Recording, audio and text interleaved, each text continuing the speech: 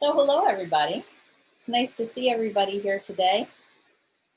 I think we're gonna get started with our tour today. I have a lot of people joining in from both Facebook and Zoom. So I know that many of you are still joining us, but I'm gonna get moving. So thank you for joining us. As many of you know, my name is Mara Walsh and I'm your host today. Before we get started with the virtual tour, I have a few housekeeping items to take care of. First, we're going to talk about your audio. If you need to turn your audio up, there are 3 ways to do that. One, if you attach earbuds or a headset, that is the best way to hear on any device. If you're on a computer, you have your own computer audio that you can adjust, and you can also adjust the audio button on the Zoom toolbar. There's a Zoom menu and the audio settings are there for you to adjust. Your screen. To enlarge the presentation screen for the largest viewing possible, there's a vertical toolbar that comes between my video and the slide. You can move that as close as possible to my face so that your viewing of the slide is the biggest possible. If you're on an iPad or an iPhone, you want to swipe left or swipe right, and that will give you the presentation mode and you will not see the speaker.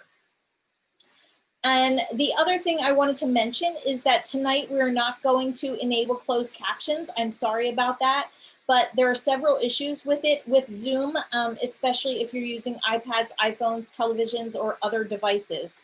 So we've learned that the interpretation of the words that are spoken on the internet are not translated very accurately. So because of the translation issues we've had and the actual closed captions, we're not going to be enabling it.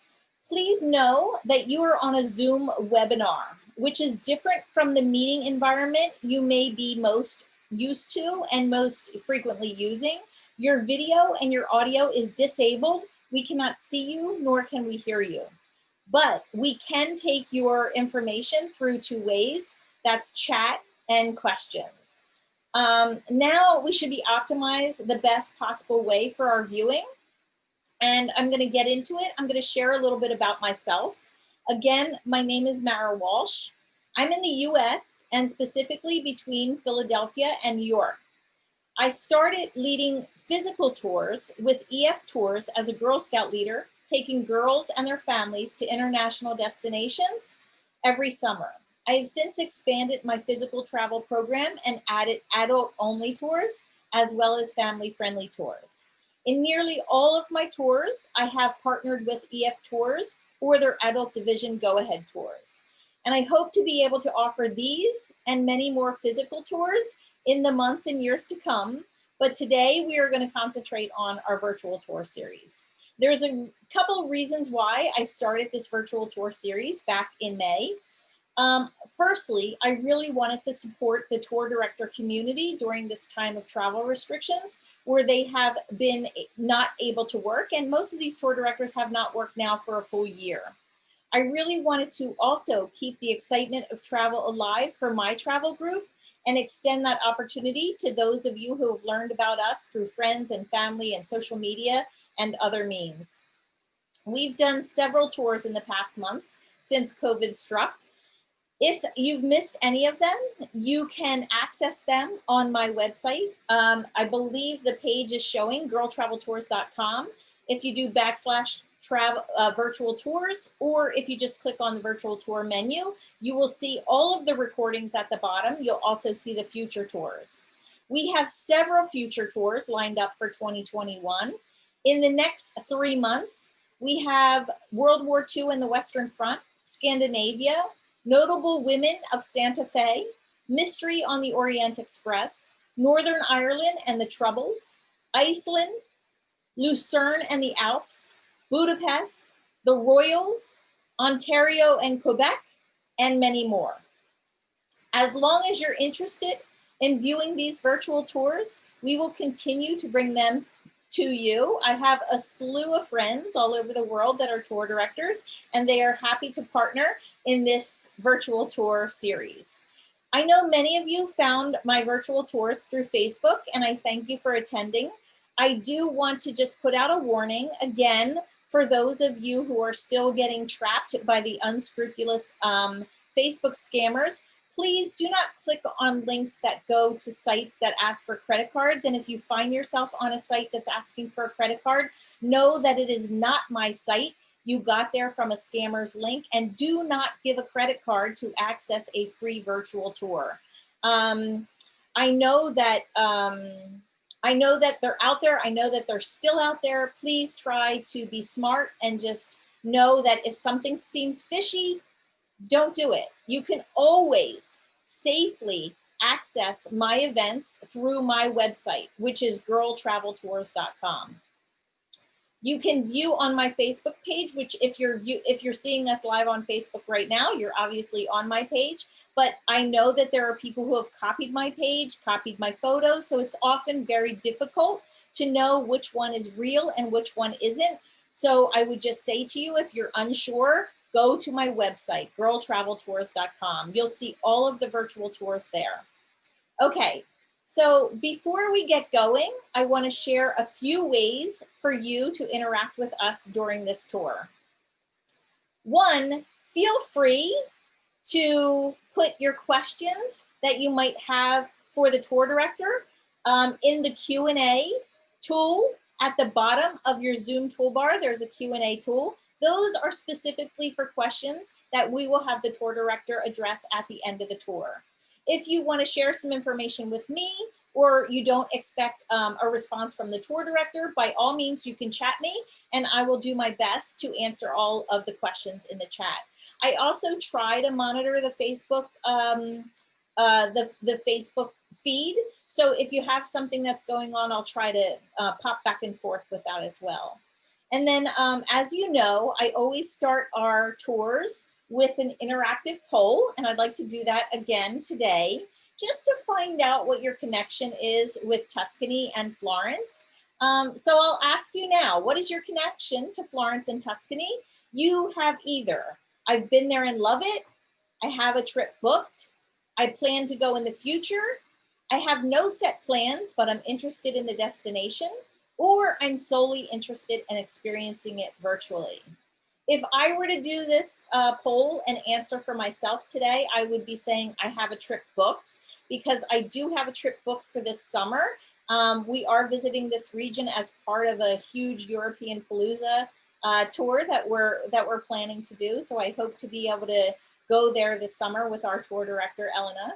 I'm gonna let this go for a little bit while longer as people are still voting, but it looks like so many of you, more than 50%, have been there and love it.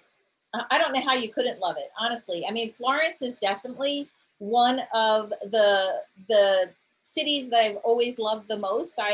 As a college student, I was in the art program. So for me, I don't know how you don't love Florence, even if you are an artist or not an artist. But if you have an appreciation for fine art, fine food, fine friendship, this is definitely a region that you want to have on your list. So as you see, there's about 54% that have been in love it. There's some that have a trip booked. And then there's some that are planning to go in the future. And then there's a small percentage of you that are always with us virtually, and I welcome you back week after week, so thank you. So as we all know, a tour would not be complete without a fantastic tour director. And today's tour director is someone that many of you have gotten to know during our coronavirus armchair tours. And I know many of you are thrilled to have her back with us today to share another region of her country with us. A tour director is like a personal travel concierge who stays with your group from start to finish and shares a world of knowledge, manages all your travel plans, and makes sure your experience is stressless and full of positive experiences. These are by far the most important people in your group. Of course, when we're not traveling, these tour directors are not working. So I'm going to share with you in the chat and the Q&A a little bit later on how we could tip the tour director. I'm so glad that these virtual tours are keeping us engaged with travel, and what the world has to offer, but also they allow a tour director to do what she does best, which is share her knowledge and passion for travel with all of us. So if possible, please show your appreciation today. And today we are lucky to have my friend and my first tour director ever, Elena Salerno, to join us today. So I'm going to welcome Elena and have her take us into the tour. Elena, come on and join us. Hello everyone. Welcome. And thank you, Mara, for your lovely introduction. As usual, of course, I am always thrilled to join these events that Mara was genius enough to think of at the beginning of this pandemic. It is true, I haven't been working for more than a year now, my actual work in presence. So these have been fantastic, really a fantastic experience. I would never have said. I also learned a lot. So I really enjoyed them. I'm going to share my screen. I'm always a bit nervous at the beginning of these, even if it's my fifth one, because I will never get used to having such a big public. Okay, I hope you can all see my screen so that I can share with you the slides that I prepared for tonight. I decided, just a little disclaimer at the beginning. First of all, forgive me if I have left out so many things. We are talking about a very vast region of the Italian peninsula, and really for time limits, I couldn't make a presentation that no one could call it comprehensive. So a lot of things that I've left out, I know. And if you do have questions, or if you do want to share your memories about places that I haven't talked about, we can do so at the end in the Q&A. I'll be happy to talk about anything that I haven't included. And the second thing is that I divided this presentation into two parts, because we are going to talk about Florence. Of course, I know many of you are thrilled to go back, even though just virtually, to the city, but we're also talking about the greater area of Tuscany. So the first part is when we are going to look at the region of Tuscany. So let's start, because we have a lot to cover, and I know we're a little bit tight on time for the vastness of the subject. As always, I start my presentations by showing you the latitude of the places that we're going to visit virtually together, to give you an idea, of where the place is compared to where you are. So I use latitude as a point of reference. So we are on the 43rd parallel north. Florence is right there on the map where you see the dots. And then ideally moving eastward from Florence, going a long way, at some point we would be passing through with this parallel the port city of Vladivostok, at the end of the world for us in Italy, at least. Whereas from Florence moving westward, we would encounter, first of all, it is very famous, so I decided to show it in Spain, Santiago de Compostela. And then in North America, we would find Niagara Falls, and on the West Coast, Bandon. So these are your references. Within the Italian peninsula, which is divided, as you can see, into 20 regions, this is just an administratively speaking division. We are focusing onto the region of Tuscany, which is the red one that I highlighted in the map. And the first thing that I wanted to show you, this is a little bit of an eye candy, are all the gorgeous landscapes that Tuscany has to offer. Because again, Tuscany is a very vast region. It's the fifth by extension in Italy. And it is so varied. So my very first suggestion for you tonight, if you plan on a trip to Tuscany, and if you do have the chance and the time to organize it in a leisurely way, my suggestion would be rent a car and just start driving and enjoy all the different types of landscapes that Tuscany has to offer. So all the different countrysides, sometimes it looks like a painting. This picture was not retouched, it's not photoshopped. So you've got a lot of scenery, of changing scenery. And the best way to enjoy, I think, the countryside and the nature part of Tuscany is to follow a stream of tourism that in Italy we call Agriturismo. Now, Agriturismo is two Italian words put together. There's agriculture in it and there's tourism in it. So of course it is a form of traveling, of experiencing a country, but it happens all over the world a little bit, and a lot in Europe, a lot in Japan, I've heard for some reason, but in Italy especially, it became a huge phenomenon nowadays. So it is a form of traveling, but in Italian, in the Italian language, the word has come to mean also the places that offer this type of accommodation.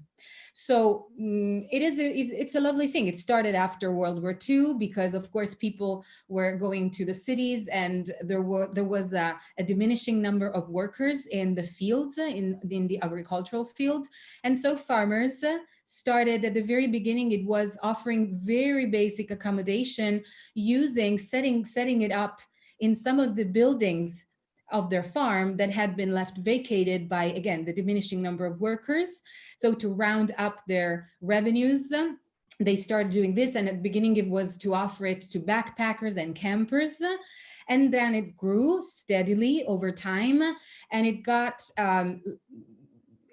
inserted in the legislation in Italy in the mid 80s. So it started, having a protocol that you have to follow, criteria that you have to adhere to if you want to open up an agriturismo.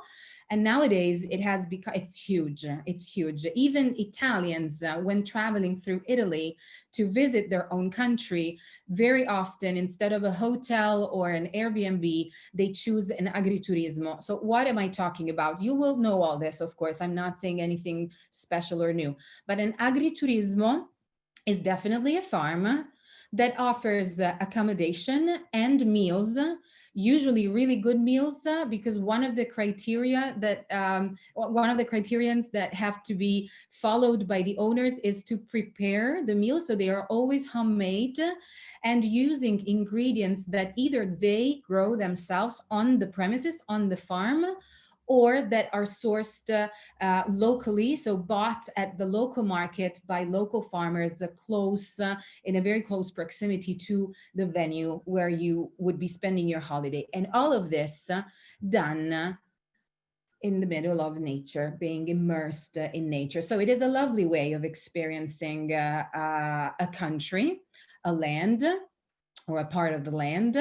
And I know that I want to show you a couple of agriturismi in Tuscany, because maybe when I talk about farms, we think of something really, really rural. But again, it has evolved so much so that agriturismi now look like this. They are buildings, constructions that originally were used for agricultural and farming purposes that have been renovated and refurbished. Sometimes the funds come from the government or the region or Europe. If you have a project of the sort, you can ask for funding, and then they get made ready for guests. And you see how you are immersed in the countryside that you are interested in visiting if you choose this type of traveling. The inside, I also wanted to show you a couple images of the inside of these structures, because I would call this, I don't know if this is an actual label in interior design, but I would call this rustic chic.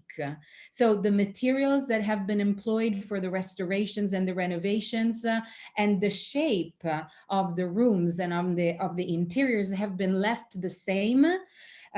So these wooden beams that we see in the roof are probably the original ones, just having been restored.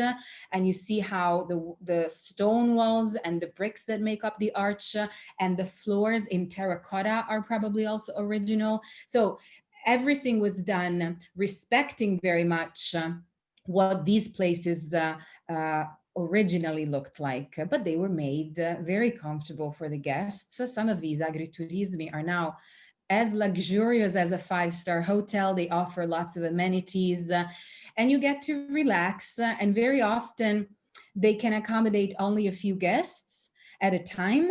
So you are very much pampered and looked after by the owners, and they are just lovely places to have, a laid back vacation. You can take excursions every day. They often organize cooking classes or wine tastings. So it's a really nice way of experiencing a part of the country that otherwise, if you just hop from from city to city or from town to town, you would miss out on. And so I do like it when I travel myself. Um, After this first part regarding the nature and the landscape that Tuscany has to offer, we dive a little bit more into its history because it is linked to the places that I want to show you. So if you bear with me for a second, very, very shortly, I want to talk to you about a time when Tuscany basically originated, even though it wasn't defined in its borders as it is nowadays. And it was called not Tuscany, this is a modern name, but Etruria. And we are talking about this began from 9 centuries before the Common Era, so 900 years before the year zero. This land, this part of the land, was called Etruria, and it was called Etruria because it was inhabited by a people that were called the Etruscans. Now, the Etruscan one is a civilization that bloomed way before the year zero, as we said, and lasted for more or less 8 or 9 centuries. So they had a long lifespan. They reached incredible heights in their culture, in their art, in their religion, in their way of thinking.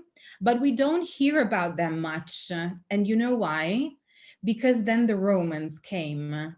And so we have the grand Roman Empire that left us so many legacies, both tangible and non-tangible.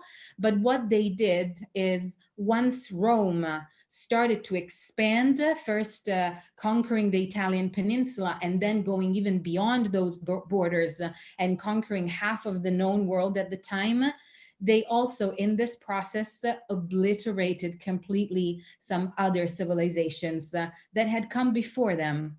Now, we know not much about the Etruscans. They are still a bit mysterious for us. They have their own language and their own writing, and we haven't deciphered it all yet. What we have of the Etruscans are incredible objects and incredible decorations that we find and we can admire in their tombs. So what we're looking at, it's the decoration of a sarcophagus, of a tomb of a couple that was so decorated. And we have wall decorations in their underground tombs, and we have objects that are carved or decorated or sculpted and painted in an exquisite way. All of this that I'm showing you happened more or less 500 years before the year zero, at a time when Romans were babies and they were still learning how to walk, basically, using a very basic metaphor. So they were, especially the Etruscans, especially skilled goldsmiths. And they used some techniques to work with metals and especially gold that they didn't exactly invent. These techniques existed already since Mesopotamia, but they took these techniques to levels that had never been seen before and very rarely we have seen since. So the Etruscans are a civilization at least worthy of our respect. If you are interested in archaeology and in the history of Etruscans, then one single suggestion: there are many places, many cities that then became Roman, but were originally Etruscan founded and started, that you can visit nowadays, and many archaeological museums throughout Italy and throughout Europe that have on display the objects that I showed you. But one for all, Fiesole. Fiesole is a very small town close to Florence that has this incredibly well-maintained archaeological area that is a mixture of what the Etruscans and the Romans left, because the city became Roman afterwards. So the Romans also left their impression on this city, together with an archaeological museum where the artifacts that were found within this archaeological area are on display. So if you do like archaeology, if you are an archaeology buff, then this is the place to go if you're visiting Tuscany. Other than the origins of Tuscany, if we move on in time, we want to skip the part when Tuscany was under Roman rule, and we want to get to a time when Tuscany, we're talking about the very early Middle Ages. So we've had the Roman Empire. The Roman Empire has fallen. The barbarians have come in and have invaded all this land, and then they retreated and the Italian people were left. And for this moment in history, not just for Tuscany, but for the whole of Italy, we need to talk about this route, the Via Francigena, the route through France, translating it literally. This is an old medieval map of this route that took you wherever you were coming from. You would use this route if you wanted to go on a pilgrimage to Rome to visit the Holy See and the tomb of the apostles Peter and Paul. And then if you even wanted to go further, you could keep traveling, get to a harbor and sail off to the Holy Land to visit the city of Jerusalem. Again, we are after the Roman Empire has fallen already. So the paved roads, the fantastic system of paved roads that the Romans had left in Europe, and they were a lot. It is the most impressive system of roads that the world has ever seen. Even nowadays, we still use them because they just need maintenance and they can keep going for centuries. They did 60,000 plus miles of roads, I think. It was all in disrepair because of the time when the barbarians had come and no one had maintained the roads. So they weren't usable. They weren't safe anymore for the pilgrims. And these are the barbarians invading. So we are looking at a route, the way through France, the Via Francigena, that looked like this, that pilgrims had to travel on foot mainly to get, again, to St. Peter's Basilica and to the Holy See. This guy is responsible for the map I showed you before. This is Sigeric, the Archbishop of Canterbury, who, when appointed, had to make the trip to accept in person and get his investiture in person done by the Pope in Rome. So he started walking from Canterbury and he crossed France and he crossed Switzerland, he crossed the Alps, and he crossed more than half of the Italian peninsula to get to Rome. And he's the first one. He wasn't the first one to take this route, but he was the first one to record every single one of the 79 stops that he had to take in order to arrive in Rome. So these are the stops that Sigeric wrote down, and it's the first document that we have, so we know what the stops were. This is the manuscript that is held in the National British Library in London. So it is the first document that we have regarding this route. And what happens in Tuscany, not just in Tuscany, but especially in Tuscany, is that this route was not going through the main cities that were already existing. It was going through, as you saw, woods, wooded areas, the countryside. And so pilgrims traveling through this route needed places to stop, to get refreshments, and to get lodgings. And these places started maybe as a very tiny alehouse on the side of the road. And then they started growing. Maybe they built a sanctuary with the relics of a saint where these pilgrims could stop and honor the relics. And then they grew maybe with a hotel and then a couple of houses and then more and then more. And they became villages and cities sometimes. And Tuscany is filled with these tiny hamlets that were originated because of being along the route that the pilgrims took.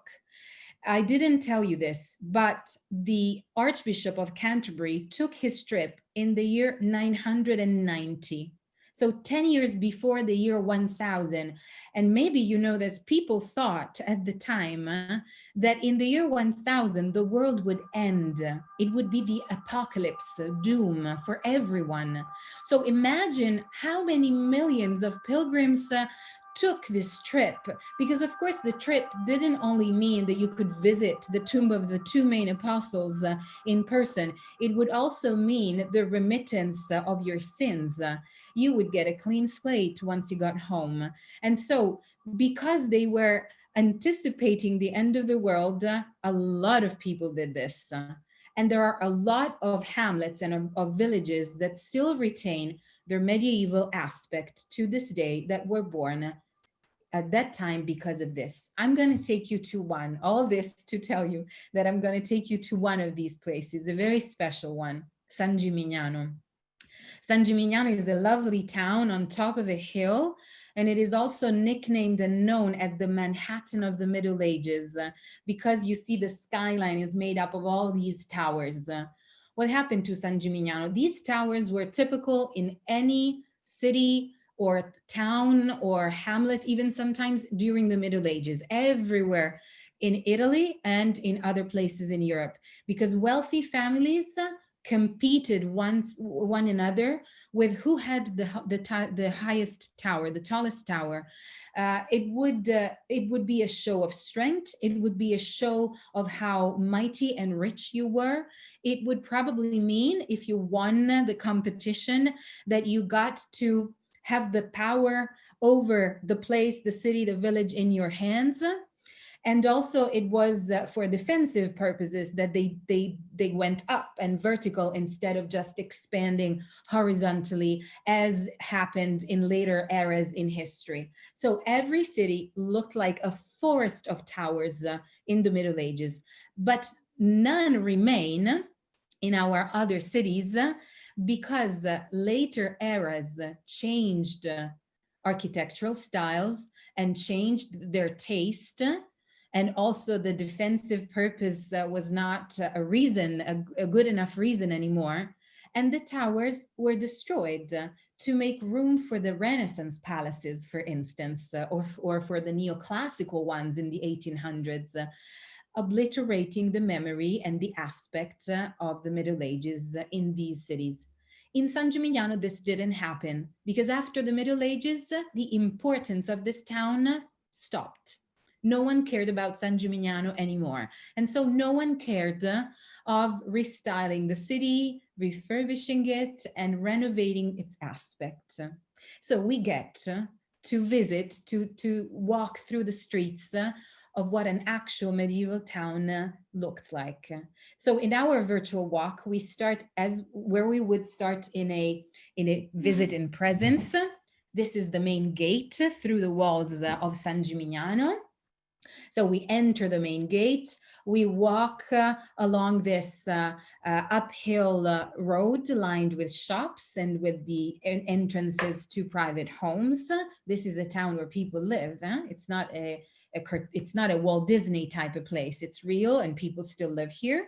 And you see the towers in the back. That's where we are aiming at. We get to one of the two main squares. The first one is the Square of the Well. Because of the well, I hope you can see it in the middle of the square.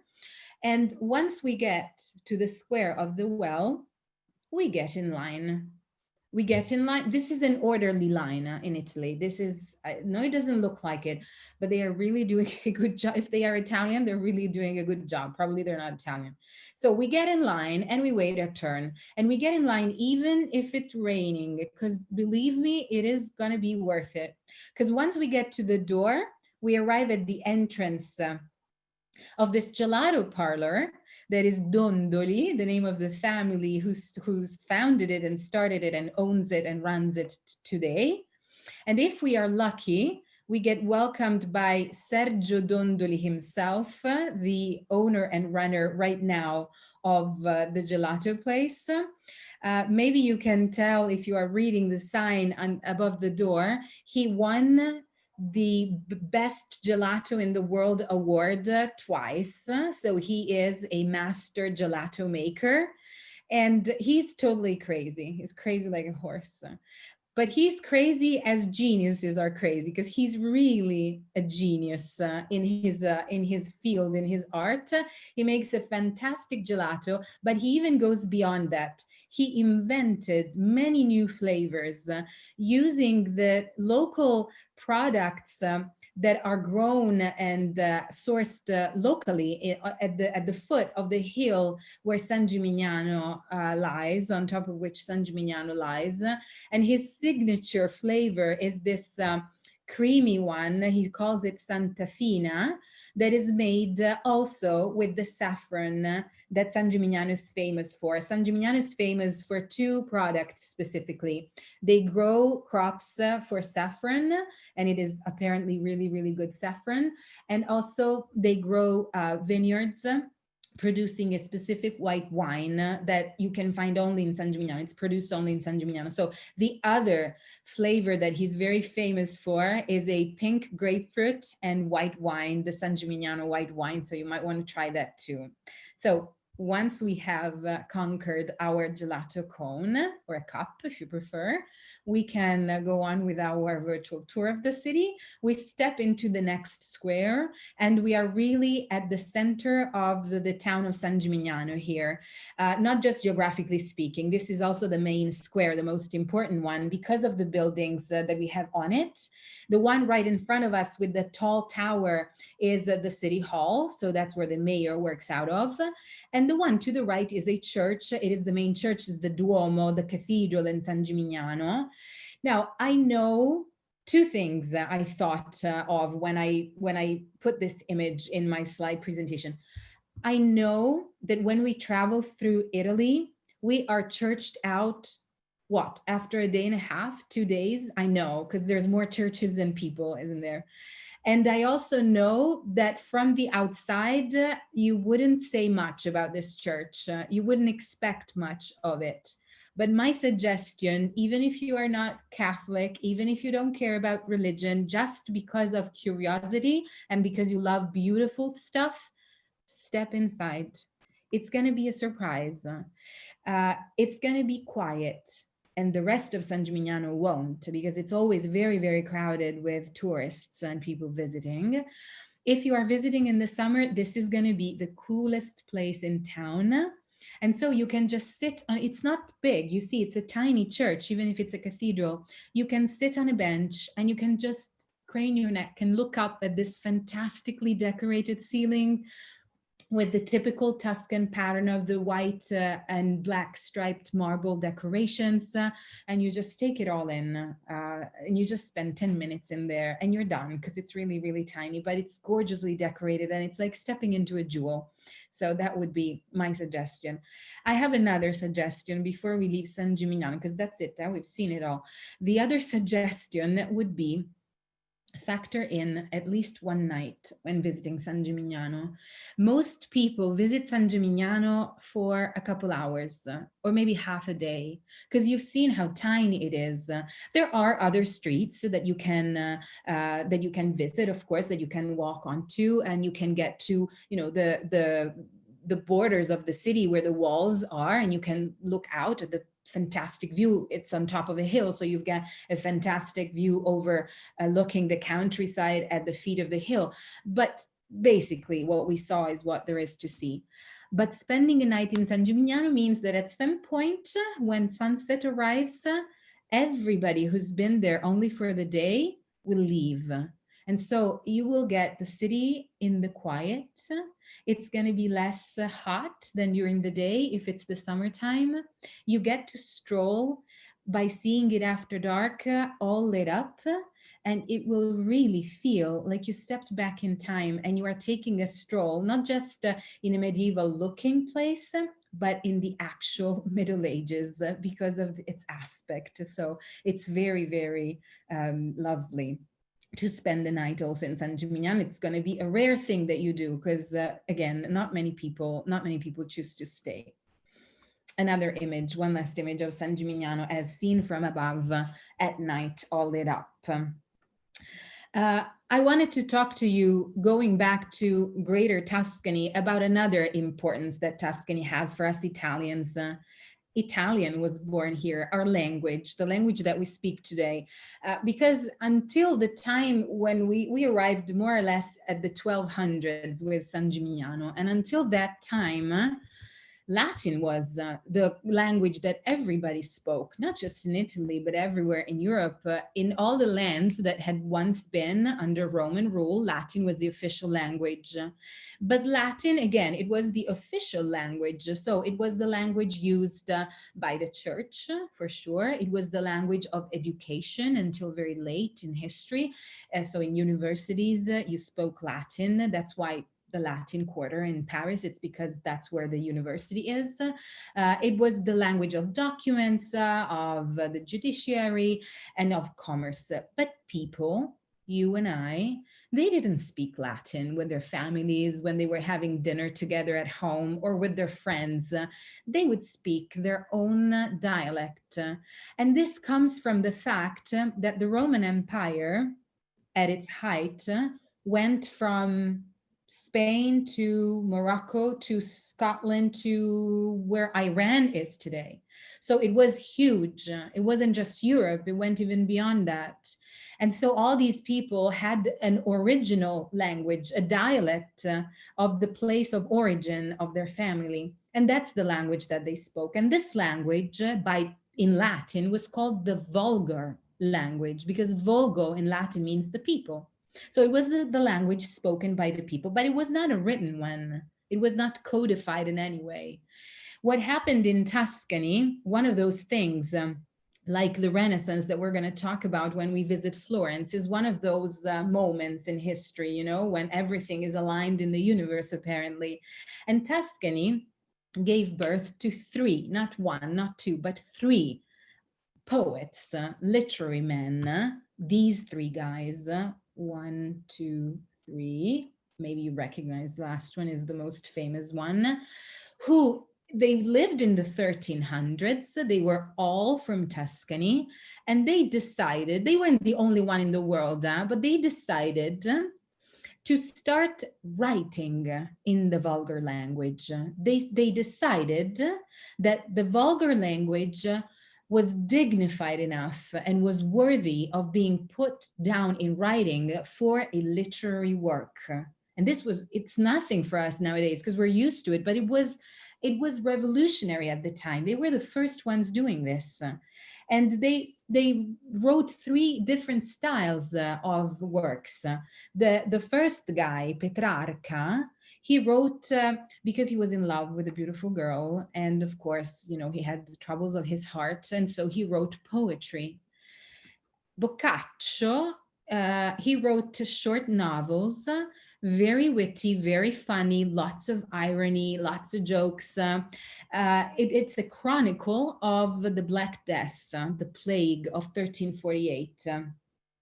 Maybe interesting for us nowadays, since we are living a very similar type of situation. But again, very witty, lots of fun to read Boccaccio nowadays.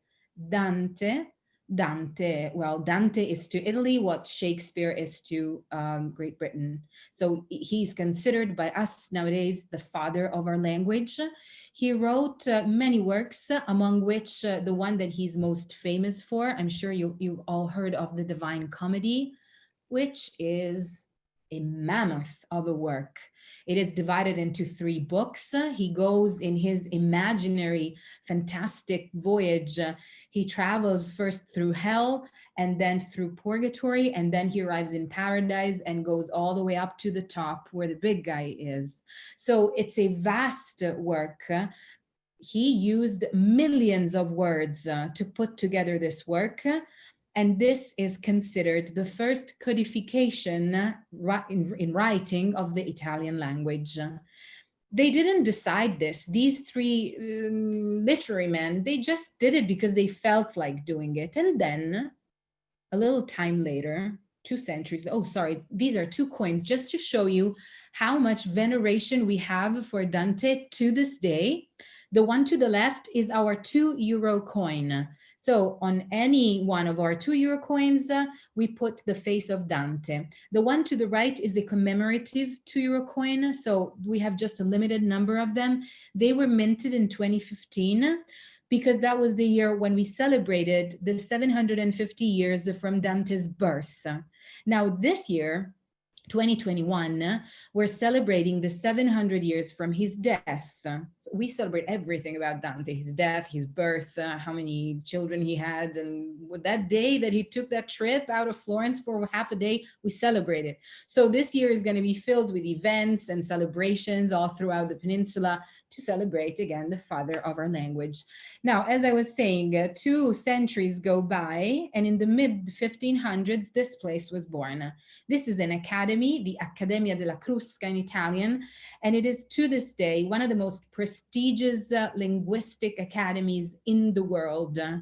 They were born, again, mid 1500s, and they were also the first to publish a dictionary. The dictionaries were not a thing before these guys. There's also a Spanish one that came out the same year, so more or less 2 were the first, Spanish and this guys. They printed the first ever vocabulary dictionary of the Italian language, and they had to choose at that time. They had to choose which dialect do we use, because there were many in Italy, and they went back to those 3 poets.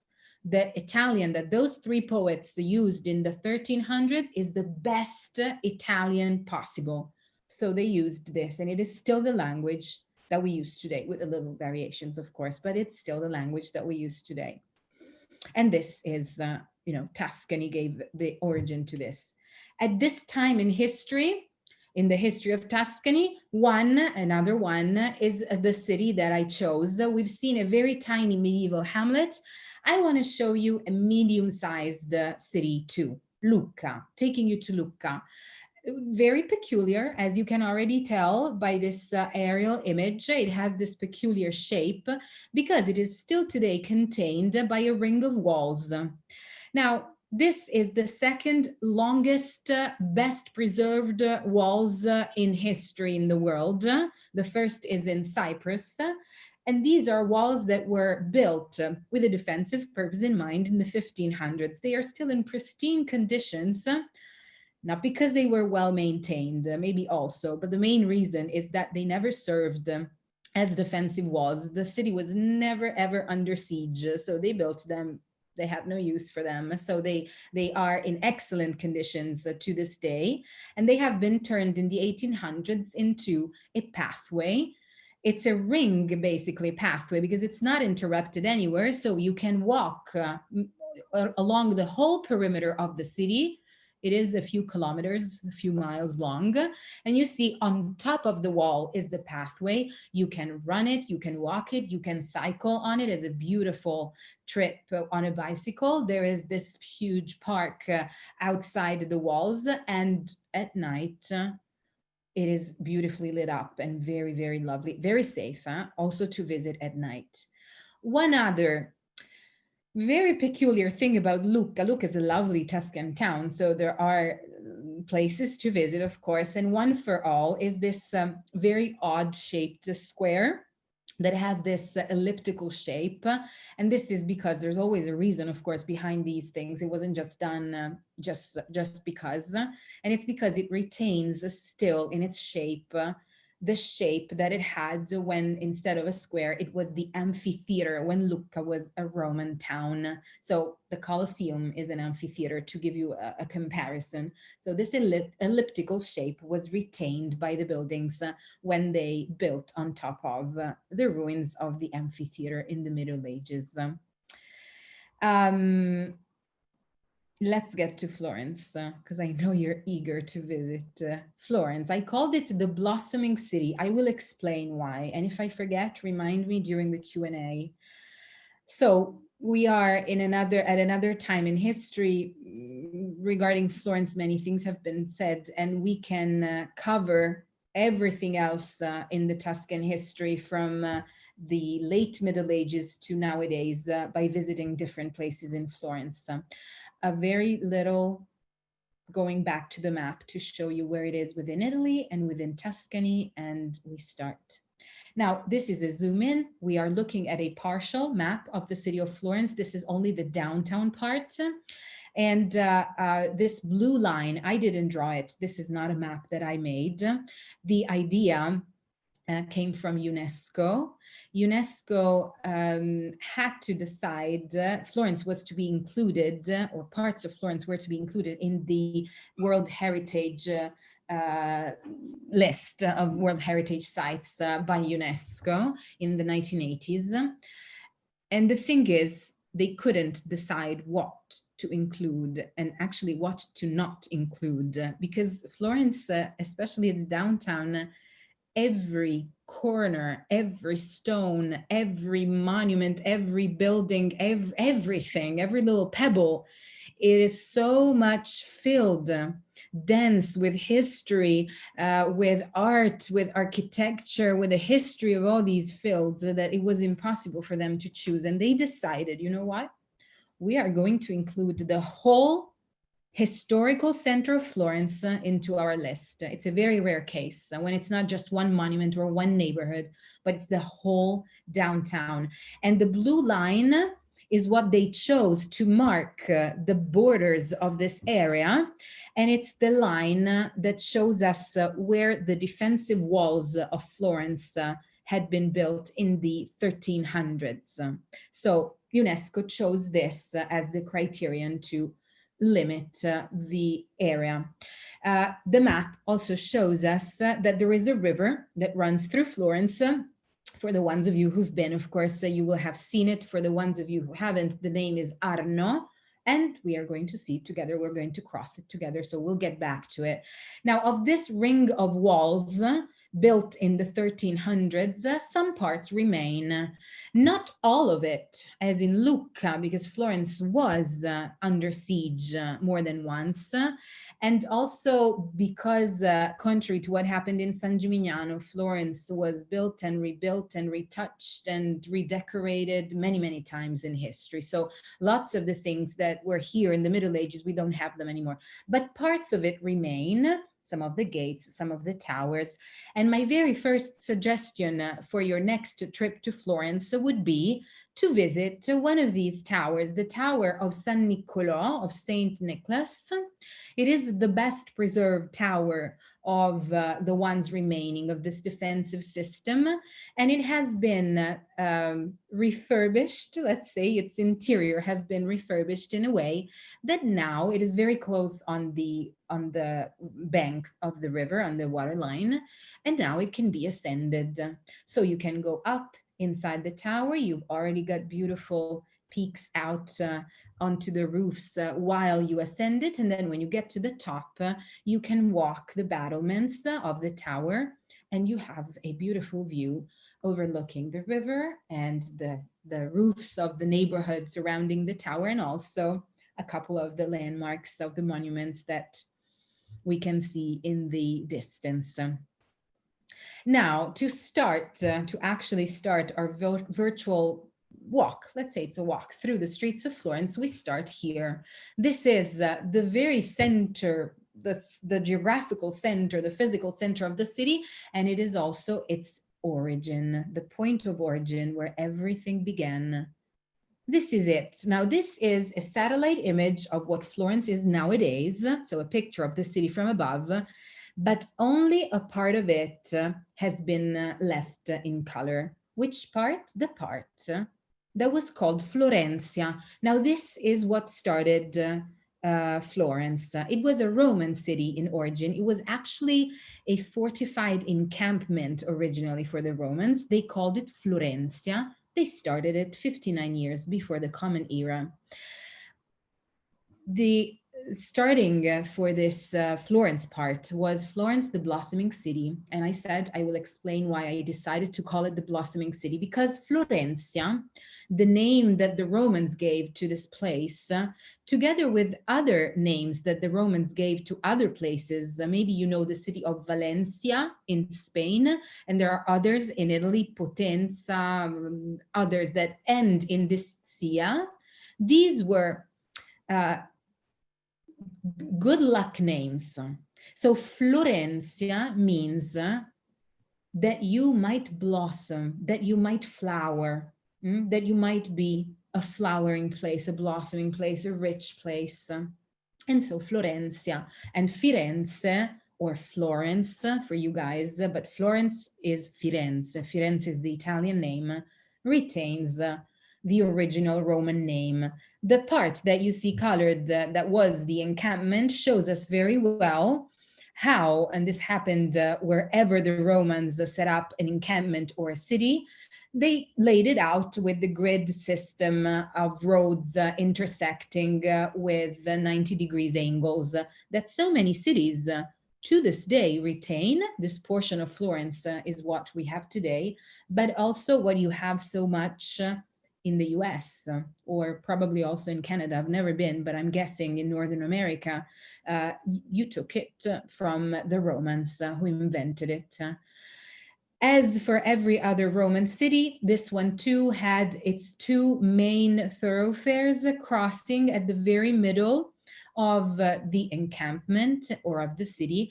And that's the spot that we're going to see together now. This is it nowadays. There is this column. There was a column in Roman times too, and then it got destroyed and forgotten over time. But they placed, another column has been placed in the exact same spot that marked the intersection of those two main roads in Roman times. It is called the Column of Plenty because it is topped with this beautiful statue. This is a copy from the 1950s. The original was sculpted in 1431 by Donatello, and then it smashed to the floor at some point in the 1700s, so it had to be replaced by the copy. That's why. It shows us abundance. It's a figure representing abundance. And the reason why the Column of Plenty and the Statue of Abundance is because the square, where the column is, was originally meaning in the Renaissance times, in the Middle Ages and the Renaissance times, the marketplace. And we see it here very well in a painting. We need paintings because the market has been destroyed since, so we don't see it anymore. We don't have it anymore. We see it well in this painting, how the column was even included in some of the stalls and of the buildings of the huts that had been put up for the market. This is the same square at the end of the 1800s. Very briefly, otherwise we would be here for way too long. Florence was the Italian capital city for 5 years in the 1800s. Before Rome became our capital, Florence had this title for 5 years. And when Florence became our capital, the local government wanted to make it, a little bit more dignified. It wanted Florence to look like the other European capitals. We had to compete with places like Paris, with their huge boulevards and avenues lined with trees and fantastic monuments on both sides. And here we still had the very narrow, meandering alleyways that we inherited from the Middle Ages. So they started demolishing entire blocks to make space for these gorgeous, lovely, beautiful squares. Of course, in the process, evicting hundreds of families that were living into these buildings. And they demolished also the market square, opening it up. This is a photo shot 5 years later. You see, they built these neoclassical building, very dignified, proper for a European capital at the end of the 1800s. Today, the square looks like it did at the end of those renovations. It is called the Square of the Republic to celebrate when Italy became a republic after World War II. And I hope you can see it. Behind the carousel is the column that we were looking at before. It's a gorgeous square to, excuse me, to walk through also at night.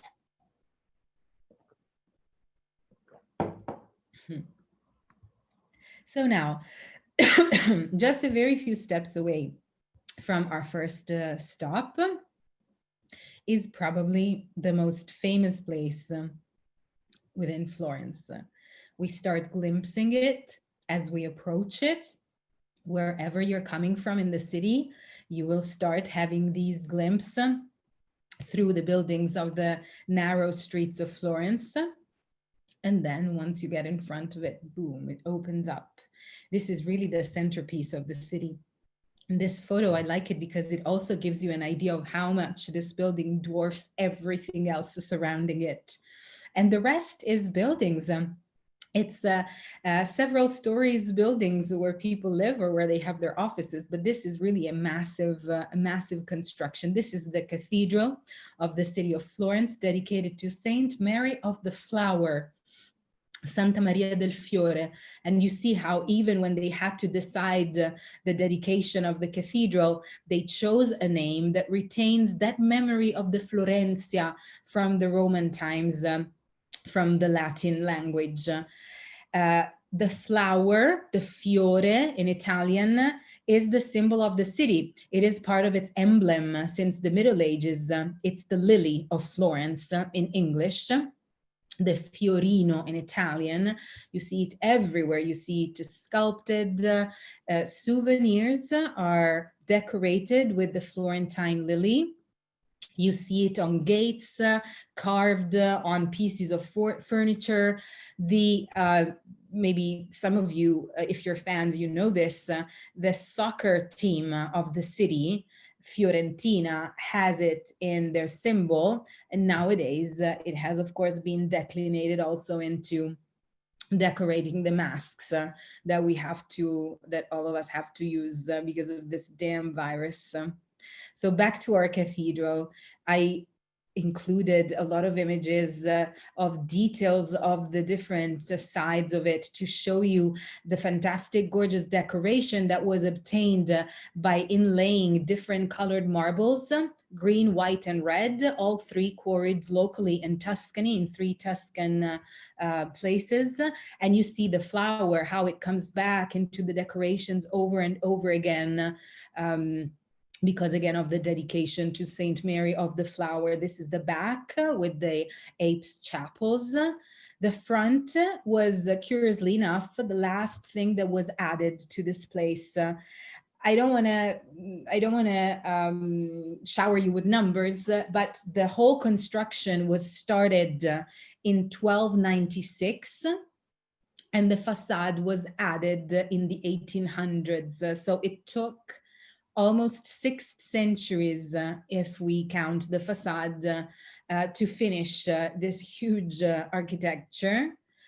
The inside is massive. Maybe the photo doesn't really do justice to the to how massive the dimension of the church.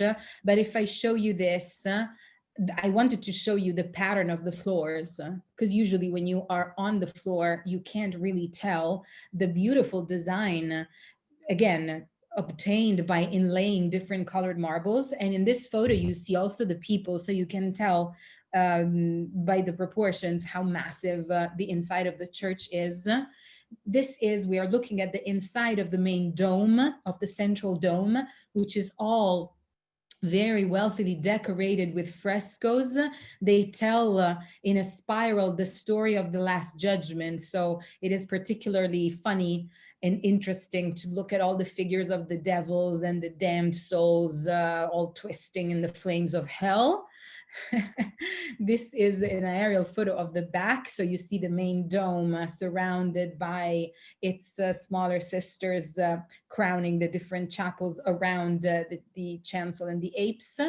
The dome can be ascended. So this might be a suggestion for your next Florence trip. You need a lot of courage to do it. 436 times you have to be courageous, because that's the number of the steps that will get you to, I hope you can see where the railing is and where the tiny, tiny people are. And this also tells you how massive, again, this dome is. So you get all the way to the base of the white pinnacle that closes the top of the dome, which we call the lantern. And of course, you get a gorgeous panoramic view, a beautiful view overlooking the city. Now, the other feature that we have, the square of the cathedral is a complex of different buildings. The other one is definitely the bell tower of the cathedral, which you can see very well in this picture is not part of the building of the cathedral. It was built separately, called Giotto's Bell Tower, because of the artist who was commissioned to design it and build it. kind of uniquely, he was a painter, not an architect, not a designer. He was a painter, but one of the most important painters of the pre-Renaissance times. So he designed a bell tower that, even though is separated by the building, we cannot imagine the church without it anymore. It's really part of the image of the facade.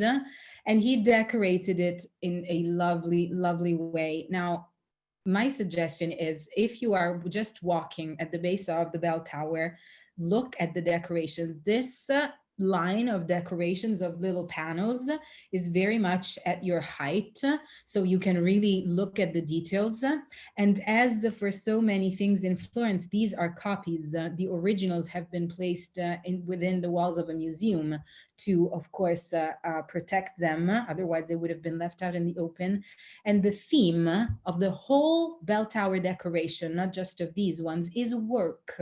So just to show you 3 examples, because there are many: sheep herding, astronomy, the art of horseback riding. So work as a theme was chosen by Giotto, and it's very meaningful. It tells us a lot of things about Florence at those times. We are in the 1300s.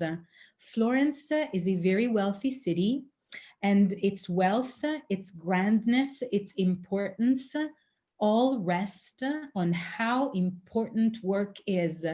It dignifies you, it gives you a purpose. It is something that you need to be proud of.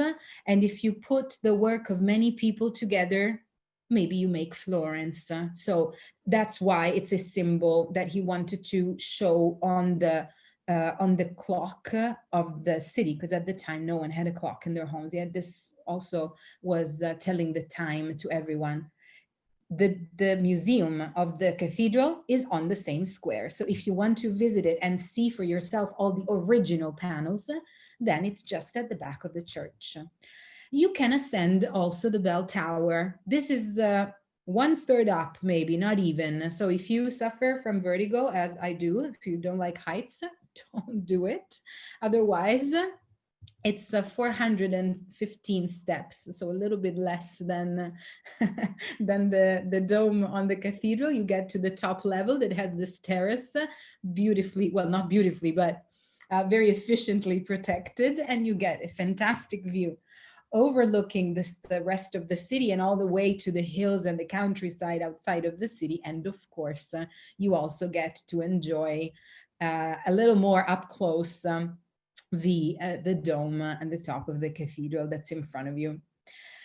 So now that we've seen both church and bell tower, we need to cross this space. So we go from the door of the church that in this image is to the left to the door of the other monument that is in front of the church. And maybe you'd like to know that by crossing this space, we are walking through paradise. And I'll explain why. This image, I just wanted to show you exactly where the monument that we're going to visit next is. You see how it is placed exactly in front of the cathedral. This is the baptistry of St. John. This was here way before the cathedral. This is nowadays the baptistry of this cathedral, but in origin, it was the cathedral itself, when Santa Maria del Fiore, the nowadays cathedral, was not existing yet.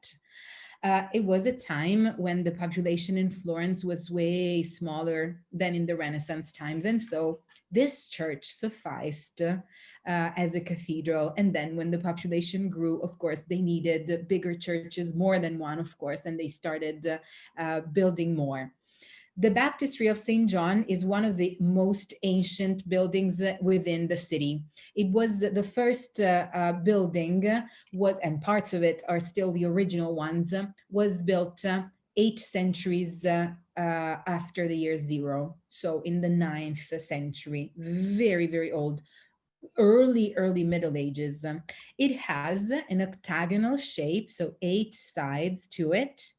The number 8, I didn't know, maybe you know. The number 8 for Christianity is a very symbolic number, and it refers to reincarnation on the 8th day, resurrection. So you come back to life, and you see how baptism could be seen once you get, all your original sin washed off, and you get, a new life, a new possibility.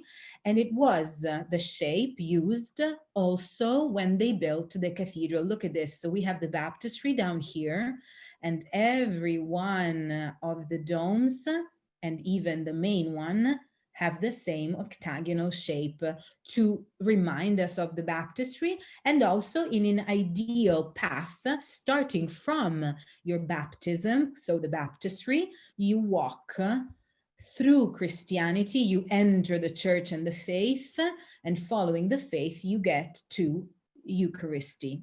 So the possibility of living your life within the Christian faith. Now, the baptistry of St. John is another beautiful building. You see how the pattern of black and white comes back. That is very typical of medieval Tuscan architecture.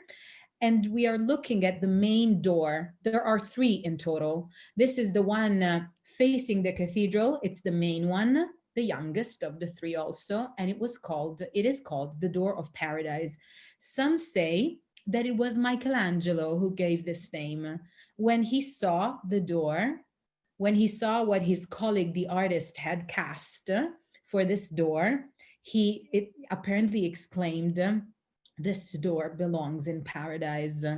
But remember how I told you that by crossing that space between the door of the cathedral all the way to the door of the baptistry, we would be walking through paradise. And it is because in the Middle Ages and the Renaissance times, that was the name that people gave to the space that was in between a baptistry and a church.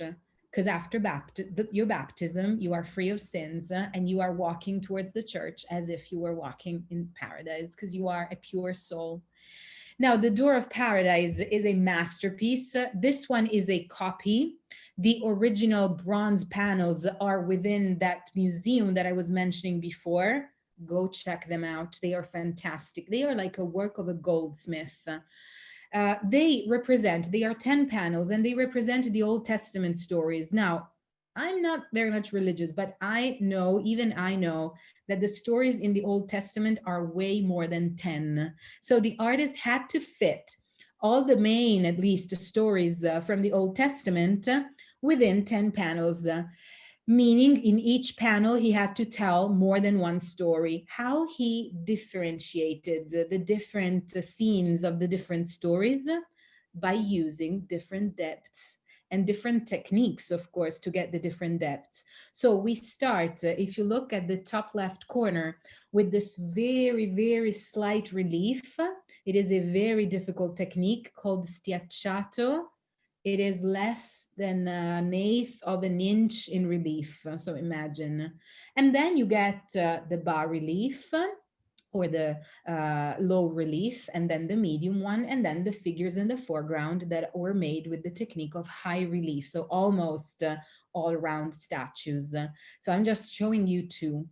But it's the details that you want to look for, the architectures that were rendered. It looks like it's painted, but it's made of bronze. It's cast in bronze that was then golded with a golden leaf. So it's gilded bronze.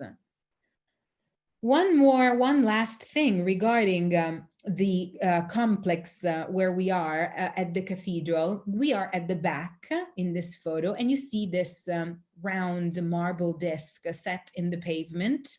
Now, if you tell anyone this next time you're in Florence, you will sound like the most expert of the experts, because no one knows this.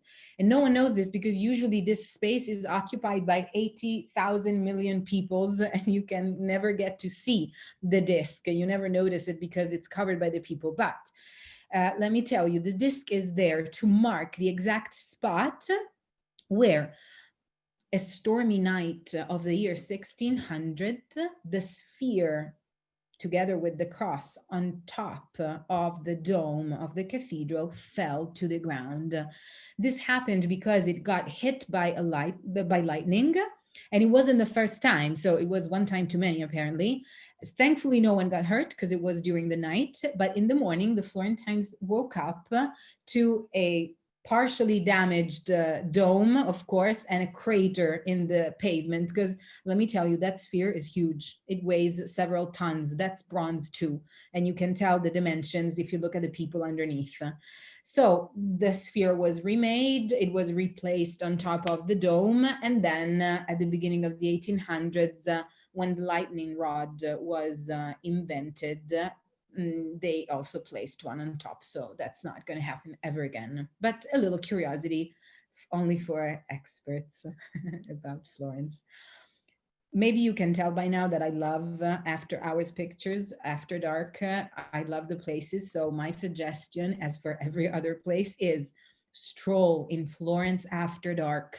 You will find it empty of all the crowds of tourists that are every day roaming the streets, and you will fall in love all over again with these monuments that are beautifully lit up and change their colors and their aspect with the light and in the different times of the day. So really give it a shot after dinner. Take a stroll. It's fantastic. So we've covered the centerpiece of the town. I want to take you to a more leisurely place next. We are going to this lovely little tiny square, and we are entering this building. Now, it might not look much from the outside, especially nowadays with all the market stalls selling, Chinese-made souvenirs and the traffic signs. It was a building, it's called the Mercato Centrale, sorry, it's the central market, so it's a covered market. It was built in the 1800s at a time when these types of buildings with iron and glass were starting to be very fashionable. The inspiration, in fact, were the covered markets in Paris. And if we enter, as at the time, on the ground floor, it is a covered market where people go and do their shopping. So we've got the groceries, we've got the fruits, the veggies, the spices. This is a stall that sells only different types of homemade biscotti. I know you know the biscotti, right? In Italian, can you read the sign on the window? It says cantucci. These are cookies originally from Tuscany, so very, very typical in this region, that are called cantucci, actually. They have almonds in them. They are kind of crunchy. And the original way of enjoying them is by dipping them in sweet dessert wine. You're welcome. If you didn't know, it's a fantastic thing to do after a meal. And then you've got, of course, your cheesemongers, you've got your prosciutto hanging at the top, and cured meats, cold cuts. Everybody makes their shopping here. So everybody does their grocery shopping here. But I wanted especially to take you up one floor because on the top floor, they have modeled, of course, this is a modern thing. It wasn't like this originally, but they have added this floor where there are on the sides stalls that prepare the fresh foods that the market sells. And you can also enjoy it on the spot in the premises. So freshly made, still warm, and you can enjoy it at any one of these tables set in the middle. So a little bit of the choices that, some of the choices that we would have. Pasta, of course, we're in Italy. Pasta served even at breakfast sometimes. Pizza, pizza with a firewood oven and done with respecting all the many criteria. The wine bar, of course, there is a wine corner. We're in Tuscany. Tuscany is famous for its wine, especially Chianti, but many other types. So you also have your corner with a sommelier that can, suggest and have you try different types of wines. What could you order? This is just a very small selection of extremely typical, traditional, historical, local dishes in Florence. Lampredotto, a sandwich with lampredotto. I will never, ever, even under torture, try this. Okay, this is part of the stomach of the cow that gets cooked in a vegetable broth, And then the bread gets soaked a bit with the broth and the meat cut and put in the bread. And it's it's the street food in Florence. I would never, but maybe that's your cup of tea. I don't know. This is my cup of tea, pappa al pomodoro. This is a type of soup, more or less. It has a very, very humble origin. This was the peasants' type of food, not to waste anything. So if you had any bread left over that had become too hard to eat, you would just soak it in a terracotta pan over the oven or over the stove or over the fire. You would soak it with freshly crushed tomatoes, olive oil, basil leaves, a little chili if you like a kick, salt and pepper. And then for hours on end with a lid, you let it simmer. And then you mix it all together, and the bread is almost melted, but it gives this body to the soup. Fantastic. You can eat it cold if it's the summer. You can eat it warm if it's the autumn. You can eat it very steaming hot if it's the winter. And it's a fantastic comfort food. Another very typical Tuscan soup, ribollita. Ribollita in Italian means re-boiled, boiled twice, cooked twice, because it has a long cooking, this one too. You see the terracotta pans that they use. This is a tiny one portion one, but they use sometimes bigger ones. They use these terracotta pans to make these soups. And the main ingredient in this one is kale. Kale is a typical product grown in Tuscany, and it is served with the typical Tuscan bread. The typical Tuscan bread is called dumb bread or stupid bread because it has no salt whatsoever in the dough. So it doesn't really have much flavor. And this is because, of course, there's a reason. This is because Tuscan cooking and the traditional dishes are very robust in their flavors, very salty, very, not too much, I mean, but they have very strong flavors with their cured meats, and the cheeses are very much strong, and the meats that they cook, so the sauces that they make. So the bread that accompanies these dishes needs to be, a bit low key, otherwise it would be too much. I'm sorry if you're vegetarian or vegan, but Florence is known for one, if I had to choose one dish for which the Florentines are known, is the Fiorentina. It even has this name.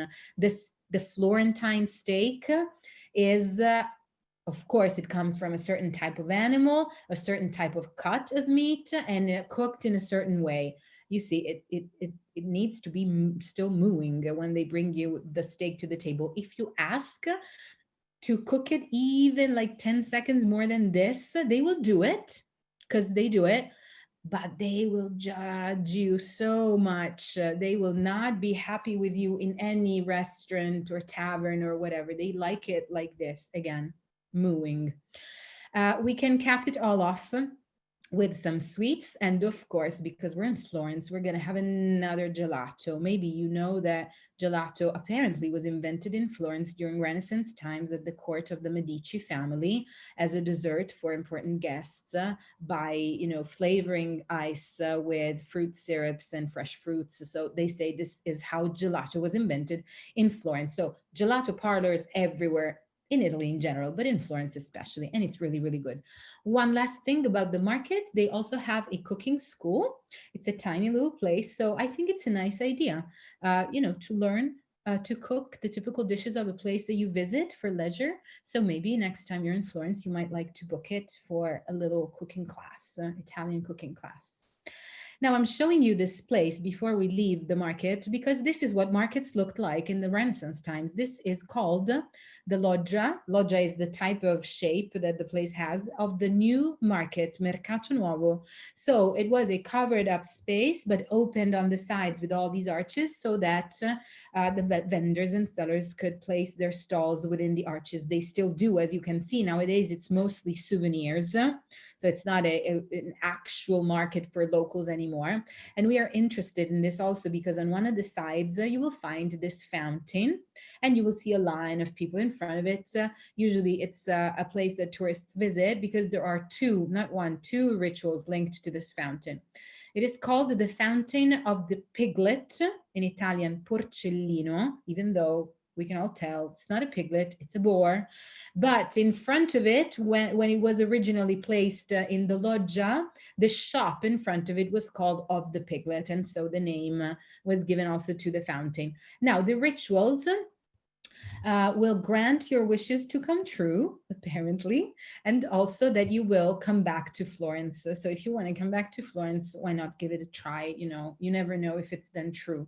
So the first part of the ritual is you place a coin in the mouth of the boar. It has its mouth open, and the coin has to fall at the feet of the boar, where you see this is a fountain. So there is this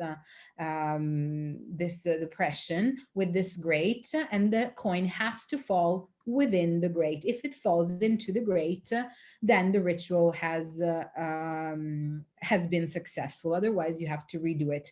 They say you can do it with any type of coins of any value, but I've heard that it works only with the heaviest of coins. So maybe it's because these coins go to charity. Once in a while they collect them and they go to charity. So maybe they want to collect as much as they can and they want you to use the bigger coins. Maybe, I don't know.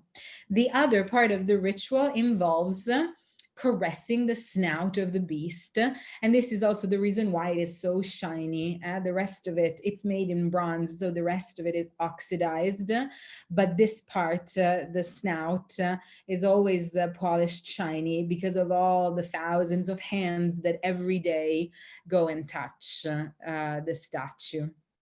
Now, to wrap it off, we've done all of this. I could not mention this. Please excuse me if I'm being long, but we have done all of this, the market, the fountain, the loggia, in the shade of this mammoth of a complex of a building. This is the complex of St. Lawrence, San Lorenzo. Don't worry, I'm not taking you again to church. I just want to show you, this is a huge complex. There's a library in it. There's a church, a monastery. So we're not going to visit it together, but I cannot not mention that even if from the outside, this is the facade, it doesn't look much because it was left unfinished. But one of the chapels inside, please go, it was designed by Michelangelo, and it was designed to house the tombs of four Medici, of four people from the Medici family. And he designed the architecture as well as he sculpted the statues adorning, decorating their tombs. We have three, and another three that I didn't put the picture of in, but we have 9 statues by Michelangelo all in one tiny room. So how can you, forget and not go and not decide to go?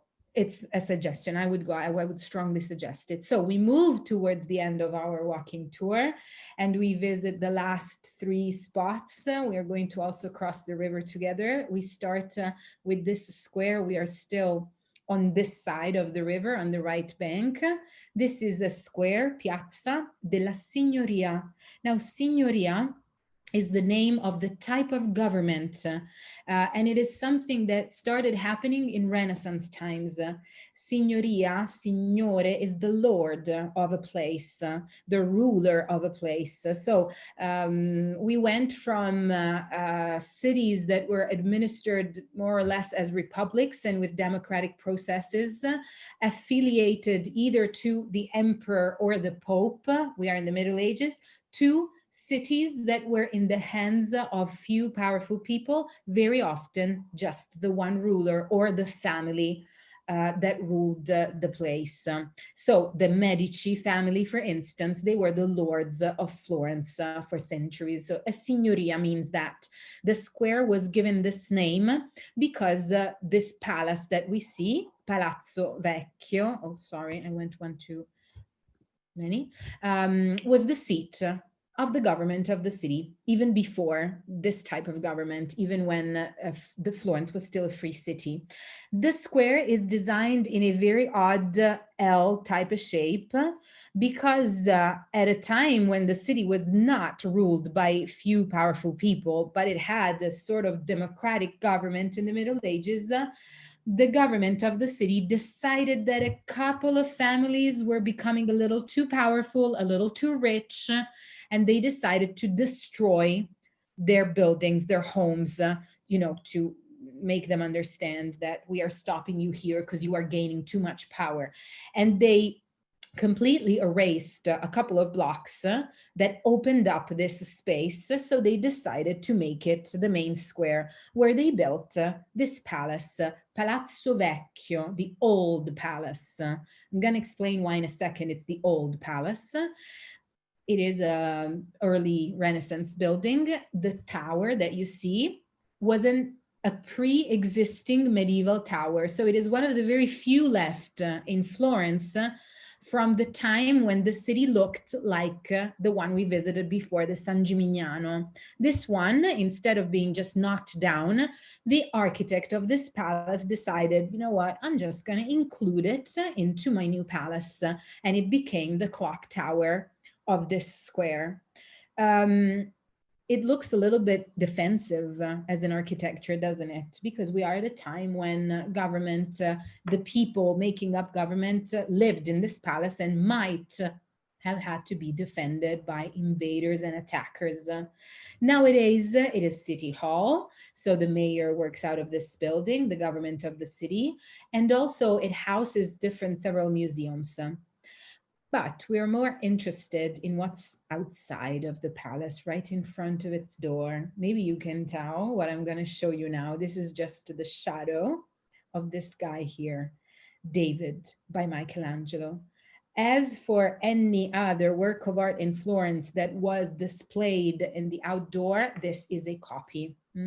He was placed, but this is the spot. They decided to place a copy because this was the spot that was decided originally for the statue when it was sculpted by Michelangelo, a very young Michelangelo. And they decided to place it in front of the entrance of this Palazzo Vecchio, of this old palace. It's a symbol, yeah. David fights the giant and he wins because of, the cruel giant, and he wins because of how witty and intelligent and smart the human being is. The government of Florence wanted people to associate them with David, and think of them as smart and witty and intelligent and all that. The original is in Florence, is housed within a museum, the Accademia Museum, that I strongly advise you visit because, come on, this guy here, I am in love with David. If only he could turn human. He is huge. You see it, compared to the people, he's very, very, very tall. And I want to show you David from every possible angle and also the details, because it is incredible what Michelangelo could do.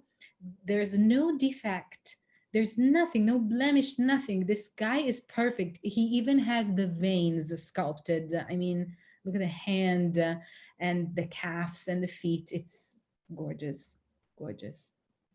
So now, from the front of the old palace, we step to the right and we step into this lovely, I want to call it living room. It's a little drawing room for Florence. These are the Uffizi Gallery. So all that you see, the three wings of the building house the collections of this museum. One of the vastest and best collection of especially Renaissance art in the world. Just a few examples because I couldn't not.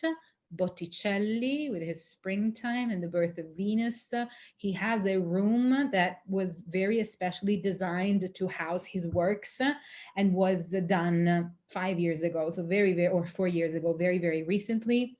You've got Leonardo, Raphael, and Michelangelo, the three great names of the Ninja Turtles, but also the Renaissance times. And they also have their own room designed, you see, specifically, custom made for their works. And then you've got, this is Caravaggio, so you get to the 1600s and the Baroque times. So you go over Renaissance times, beyond Renaissance times.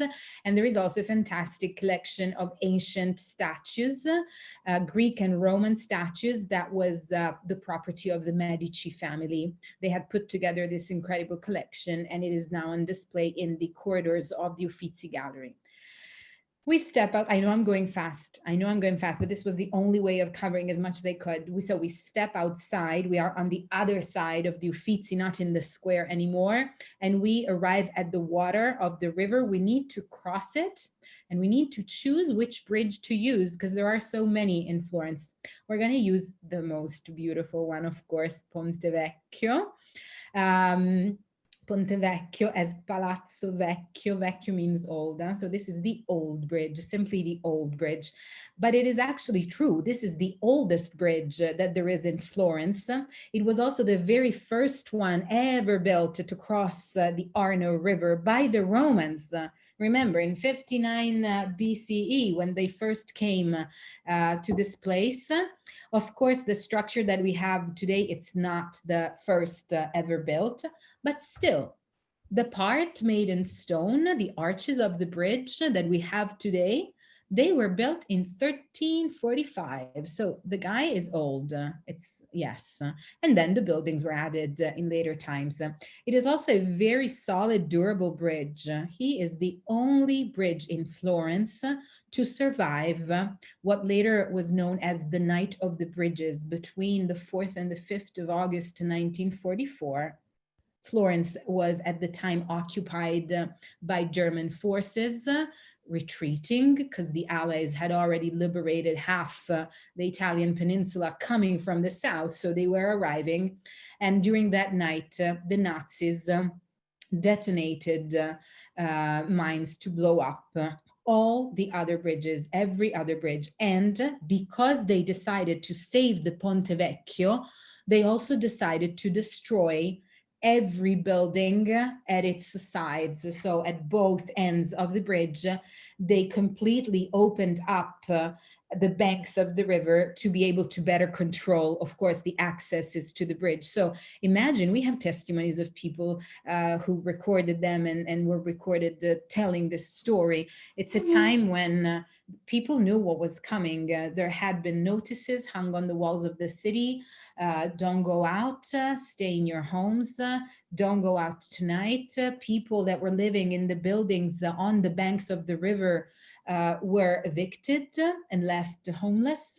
And then the people didn't know exactly when it would happen, but in the night between the 4th and the 5th of August, there are people that say we started hearing an incredible noise and we thought we heard vibrations. We thought it was an earthquake, and it was actually the bombs by the Nazis blowing up the bridges. So the Ponte Vecchio survived this.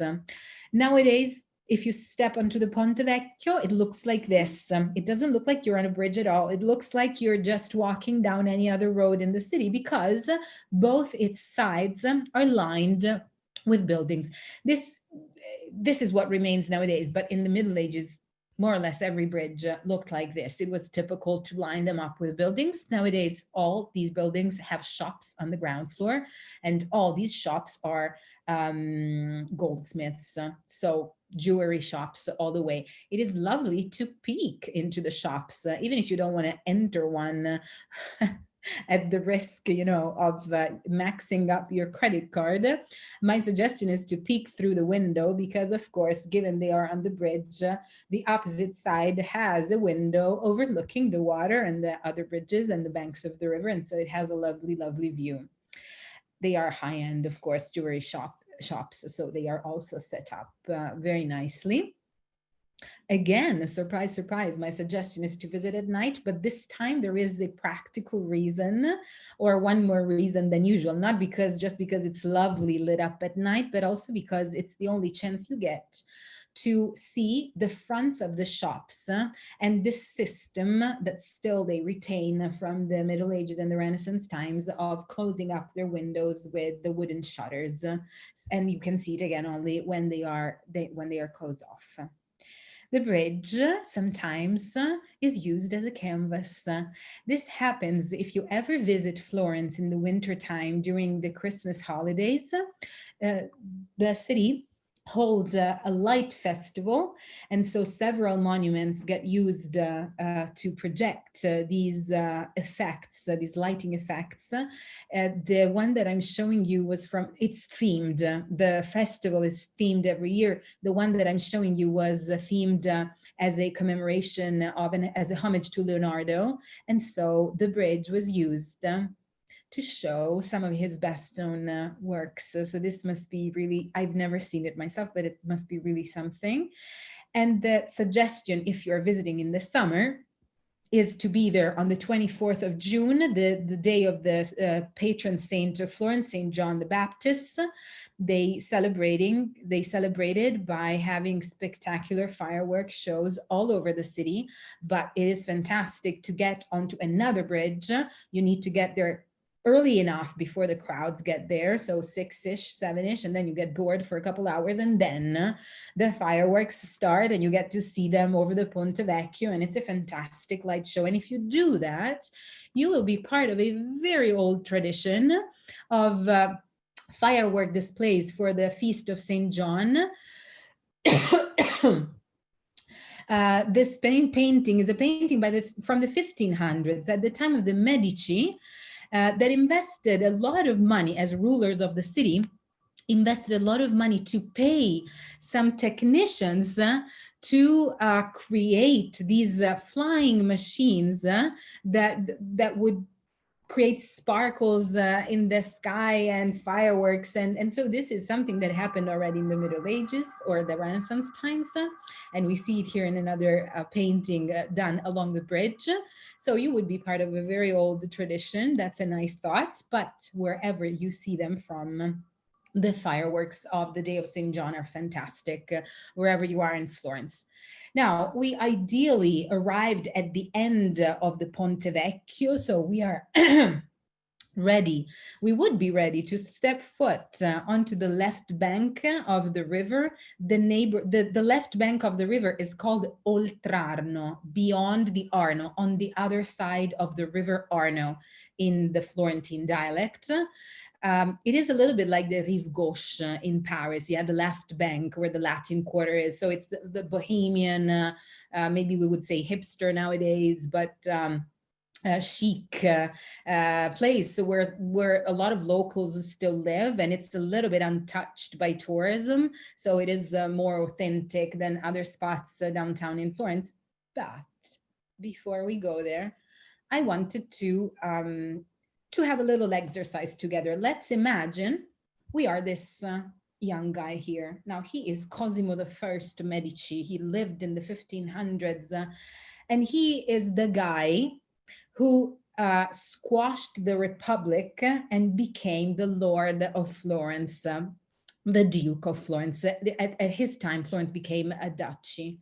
Now, do you think, had we been him, do you think we would feel safe having done this little political trick to get power in our own hands, in walking along the streets in the midst of the crowds? The answer, of course, is no. So to take the same path that we took, he didn't do it as we did. He started at Palazzo Vecchio, the old palace on the square. That was his office, because remember, it was the seat of the government. So once he became the Lord of Florence, he was working out of that palace. And he had his architect build an elevated covered passageway that from the palace ran all the way up top the Uffizi galleries and then bent to get to the river. Look at where we are. That little tiny connection is the connection between the Uffizi galleries and these arches that we have to the right. We just walked underneath these arches. He would have walked up top, and this is the little connection seen from the other side. And then it would arrive at the start of the Ponte Vecchio, run all along it. Can you tell on the left side, this add-on of the architecture is the closed off corridor, the passageway. It would then look into a church so that the Medici family could participate in mass services without having to mingle with the commoners down below. And then it ended here. This was the Medici home. Their little tiny cozy place where they lived. Palazzo Pitti. Pitti is the name of the family who first built it. They were bankers, and then the Medici came and they were obliterated from the face of the earth. So this was the palace where the Medici family lived, their private home. Maybe from the outside it doesn't look like much, it just looks really grand, but it is a fantastic Renaissance building that houses inside several museums, including one of the best fashion museums in the world. So my suggestion is do and go if you have the time and visit it. It is definitely worth it. We don't have the time, but at the back of the palace, there is also this gorgeous garden that was designed to complement the palace for the Medici. This is a public garden nowadays, the Boboli Garden, and it is a beautiful garden to just walk through it. It's huge. It has very many different scenarios that were built. They look natural, but of course they were all designed by the architects, and it is very much decorated with statues and ponds and plants that are in bloom all year round, and grottos that are decorated inside with wall painting. So it is a lovely place to visit. It is huge, as I was saying. It occupies a whole portion of a hill. If you want to know, we started there. That's Palazzo Pitti, the palace, the front of the palace. So you see how vast the gardens are, but very, very much worth it. Now, I would be finished, and I hope I wasn't too long, but there is a little story that I wanted to tell you, because it pertains to what Mara does here and to what we are doing and I do with my job, hopefully successfully every day. And it is the story of what happened in Florence between the 3rd and the 4th of November 1966. During this night, when Florence woke up on the morning of the 4th of November, this is what they found surrounding them. This was the worst flood the city had ever seen, a city that is prone to flooding because of the presence of the river, but this was really the worst one in history, not just in memory, but in history. If you pay attention, you have to know it maybe, but if you pay attention, you will still see the signs in some spots in the city that tell you where the level of the water arrived during that 1966 flood. This photo is horrible, but look at where the level arrived here, halfway through what for us is the first floor, and for you in the US is the second, I'm guessing, but really, really high. And this was a sea of water and mud, of course, that had broken the heating systems of the apartment buildings and of the palaces. And so it was also mixed in with oil. And this oily substance, it went everywhere. It flooded the palaces, the buildings, the monuments, the churches. This is the baptistry that we saw together before, albeit virtually. And this mud clung to the surfaces in a sticky way that was difficult to take off the surfaces, and it would have ruined them if something hadn't happened. On the morning of this flood, people from outside of Florence started coming in. They got the news and they started coming in, young people, they started coming in to help. And then it grew from the countryside outside of Florence. It became people from all over Tuscany, and then people from all over Italy, and then people from all over Europe, and then people from all over the world. And these, we were talking about teenagers and 20-year-olds that were super young. They didn't know the language, but they saw the news on TV. And they just felt like, I can't just stay here and do nothing. They felt as if Florence was their own home. And I'm telling you this because this is the arrival point of a policy that was started in Europe after World War II by all the governments of all the nations that make the European Union, of incentivizing young people to travel. They incentivized them. The number of hostels in Europe quadrupled in the years after World War II. And the number of visitors went even beyond that. So these policies of encouraging young people to travel, in order to make them feel part of a larger community than just, you know, the tiny place that is their home or their street or their neighborhood or just their town, produced this, something that Ted Kennedy witnessed. He was in Europe when the flood happened, and as soon as he heard the news, he flew into Florence for a couple days, and he lended a hand, and he saw this army of youngsters volunteering to help the city. And in his words, he says, he was very touched, and he says, there were hundreds and hundreds of young people who had all gathered to help, up to their waists in water. They had formed a line to pass along the books so that they could be retrieved from the water. I will never forget it. So these guys, again, they knew nothing about Italy. They didn't know the language, but they felt like they wanted to help. And they are the reason why the patrimony of art and books and old historical books in Florence was saved because of how quick they were. Because, you know, had it taken more time, they would have been ruined by this mixture of mud and oil forever. So it was a very unique situation, and the European governments after World War II could never have foreseen it. But this is what their policies of encouraging to travel led. And it is important. They also helped. I wanted to show you this image because they didn't just save works of art and books. They also helped the population. These are people trapped in their homes because of the mud on the street level. So they bring baskets with food. And so they came together and they became friends and they started a movement. This is a time, 1966, when in the United States people are marching for civil rights. So it is something that is happening all over the world, an awareness that has bloomed all over the world. And in this occasion was a very serendipitous one, I would say. Now, the poet Dante himself in the 1300s, inside his Divine Comedy, within his lines, he wrote, you were not meant, you were not born to be brutes, but to follow virtue and knowledge. And I think this is what traveling is, isn't it? So I want to say goodbye with this last photo. This is a picture taken by a very, very famous American photographer, Ruth Orkin. She came from the US. She was traveling through Italy alone in her early 20s, and she met this other girl who was doing the same thing.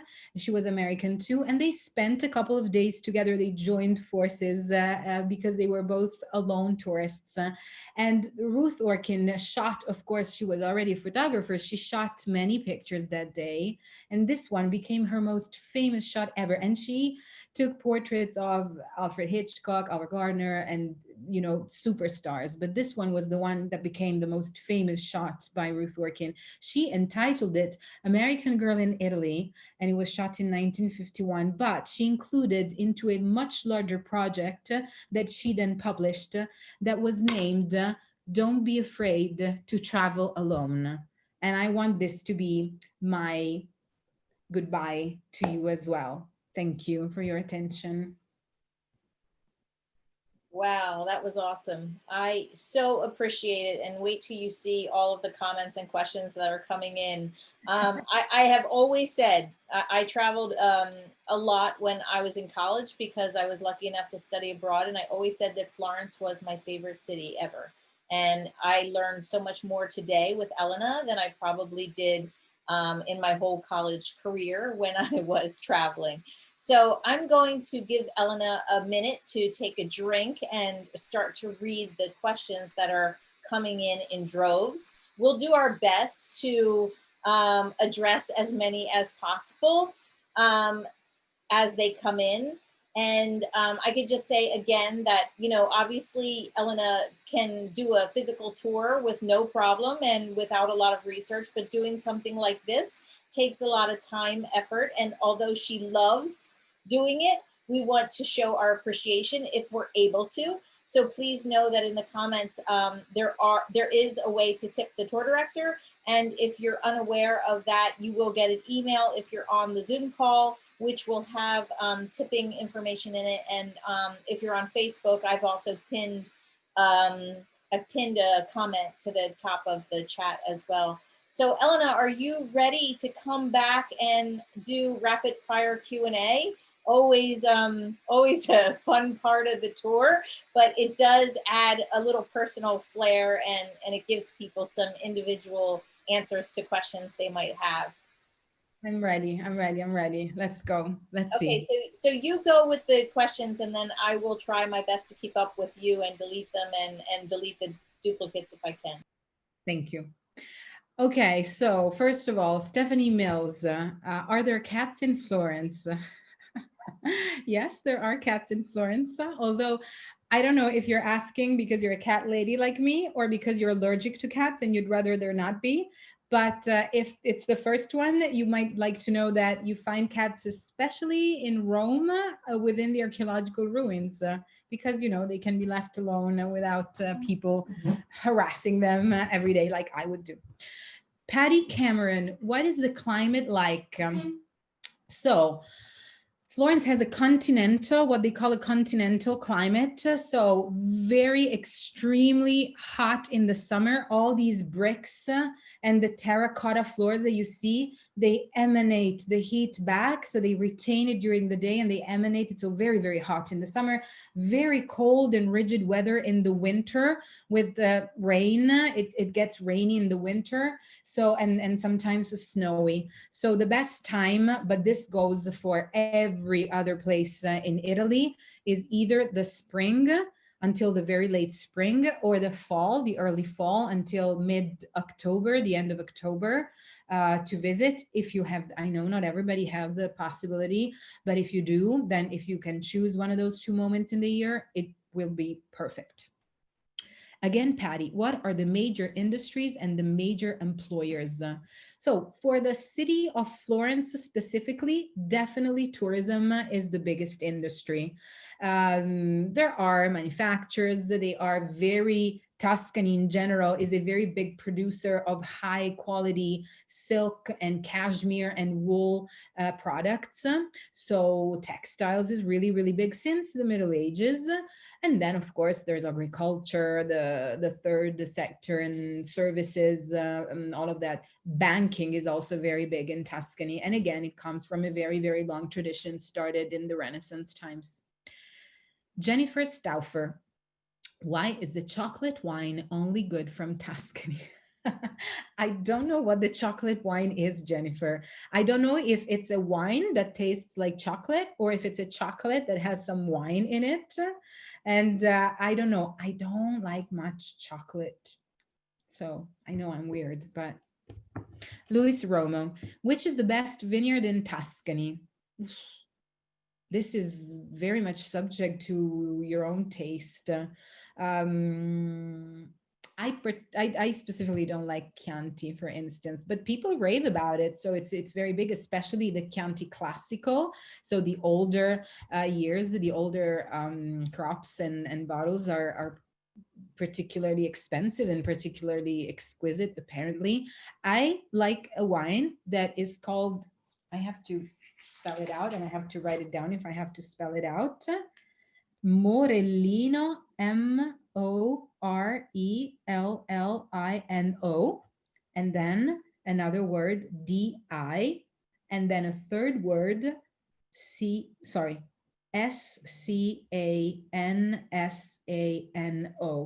Morellino di Scansano. This is a wine from a place in Tuscany, and I think it's fantastic. Coralie McGeechy, I hope I read that right. The Agriturismo sounds very much like bed and breakfast, question mark. It does, I know, but there is a little bit of a difference. First of all, the Agriturismo has to be, legally speaking, if you want to call it Agriturismo, it has to be an active farm. So that side of the property, the active agricultural part has to be there. And the second difference I would say is that, at least in my experience in B&Bs, they try to include you in every possible activity there is. I don't know, bird watching, bread making, bees hunting to get the honey, whatever.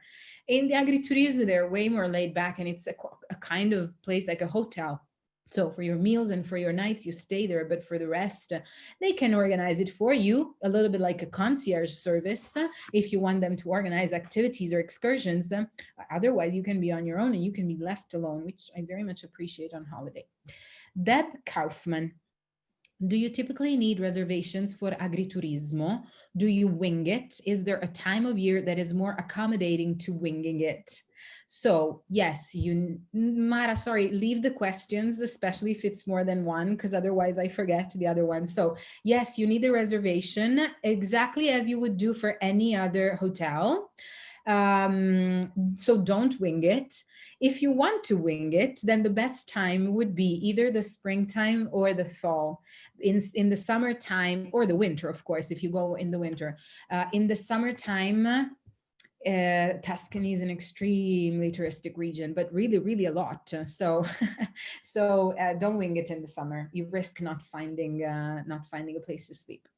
Jay Archer, ooh, where is this lovely rustic chic locale? I can write it down to Mara, maybe, who is going to send out a follow-up email so that you can see it written. Julie Ball, thank you, Mara. Julie Ball, where's the particular Agriturismo on screen now? Same thing. Daisy Ortiz, how do we find out what places participate in Agriturismo? This is a really good question, Daisy. You infer it when you go on their website. So if you want to go in an agriturismo, what you can do is you can start your search on Google with, agriturismo in Tuscany, or agriturismo near Florence, near Siena, near Pisa, if you already know the location. And a list, of course, will come up. And many have it in their name. So if you happen on a website and you're not sure, either in the description of the place or in the name of it, they will mention that they are an agriturismo. Michael Amowitz, how much would these agriturismos cost? I'm sure it's a wide range depending on the amenities. And Michael, you are exactly right. Very wide range. Some of them are cheap, and originally it was a very cheap way of traveling. Nowadays, it's become so, there's a lot of competition amongst them, of course, because so many grew, and so many started and were opened up. But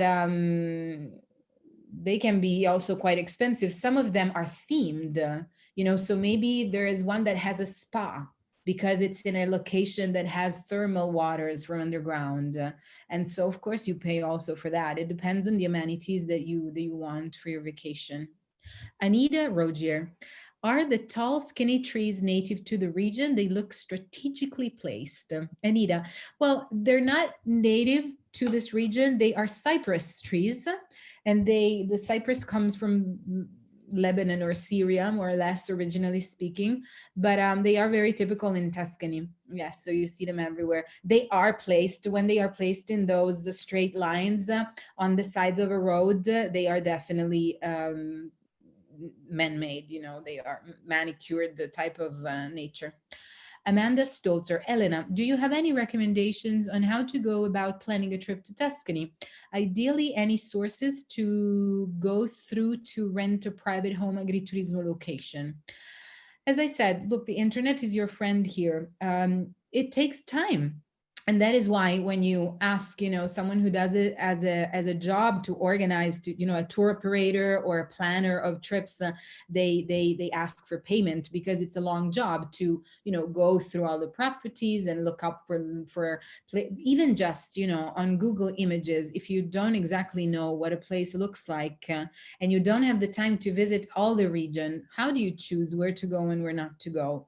So you either read a lot of, I personally, when I am planning my vacations, I read a lot of travel blogs of people who have been, and I look at a lot of pictures of the different, places in the different region. And then I choose and I pick the ones that I definitely want to see. And then from there, when you have the specific location, like the name of the city or the name of the town, then you can go about searching agriturismi or hotels or Airbnbs in that specific area. Because if you look for Agriturismo Tuscany on Google, you will have 8 billion results. So it's better to, restrict your search geographically first.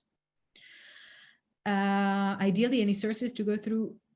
Well, there you go. I think I covered it. Alexandra Keshelashvili. I for sure, that was a mistake for sure. Did Etruscans leave for Sicily? They didn't. That is a very interesting question. They didn't. They were absorbed into the Roman civilization. So they at some point became Romans. Heidi, so they were also in Sicily, but as the Romans were in Sicily. Heidi Broadley, how do we know so much about the Etruscans if they were obliterated? Because they left objects, because the tombs were left. They were obliterated. When I say obliterated, I mean not on purpose, like the Romans wanted to completely destroy the memory of the Etruscans and everything that they had left behind. I mean that they were merged together with the Roman civilization, and the Roman culture was the predominant one. And so the language, the type of art, their traditions, their customs were the ones prevailing. And the Etruscans ones, little by little, were just forgotten and went into disuse. But we have the art that I showed you, the architectures, especially the underground tombs that are decorated and were built by the Etruscans. We have some texts, so we know the alphabet that they used, even if we didn't decipher it yet completely. So that's we infer by doing archaeological diggings and looking at the objects that they left behind. We deduce a lot of things. Janet Hassing, what is the name of the places you can rent for a length of time in the countryside? Agriturismo. Spelling Agriturismo. Agriturismo. Robin Fallett, such beautiful art and jewelry. Is this from Orvieto? And I'm guessing you're referring back to the Etruscan art that I showed you. I picked many things from different museums. There is a collection of Etruscan jewelry, especially in the Louvre, at the British museums, in Baden-Baden, in Berlin, in Rome. There are 2 Etruscan museums. One is in the city of Rome, one is within the Vatican state. In the Vatican museums, they have a whole collection of Etruscan art. So I picked and choose from different collections. Anne, but in Arezzo as well, that you were mentioning, of course. Anne Waldis, what is the best way to find agriturismo accommodation? Done. Anonymous, what is the best place to book these agriturismos? What does a typical establishment cost per night? Look, if you really want a name of a search engine, this is not exclusively for agriturismi, but for any type of accommodation, but really booking.com, I know it sounds too easy to be true, but booking.com also have agriturismo. And I think that one of the filters that you can set for your search is the type of accommodation. So you can put, if you want a private apartment, a villa, an agriturismo, a hotel, and so you can select it to contain the search. Another anonymous, how many miles of Roman roads was there? Let me check, because I wrote it down and I don't want to, because I had to convert from kilometers to miles, and I didn't want to, I can still not reason in miles, even after all these years working with North Americans. So I wrote it down and I want to give you an exact figure. 62,000 miles of paved roads in all of Europe. Norma Wirtz, where are Saints Peter and Paul buried? They have 2 different places. Saint Peter is buried underneath the Basilica of Saint Peter in the Vatican City State, whereas Saint Paul is buried underneath the Basilica of Saint Paul, within the city of Rome, both papal basilicas. Karen Luffridge, were the towers bell towers?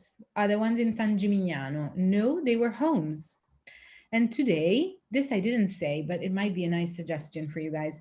If you visit San Gimignano and you want to spend the night, some of these towers have been turned into hotels or boutique hotels, you know, small ones. So they were homes with rooms on each floor, all pertaining to one family, and not apartment buildings, but the whole tower to one family.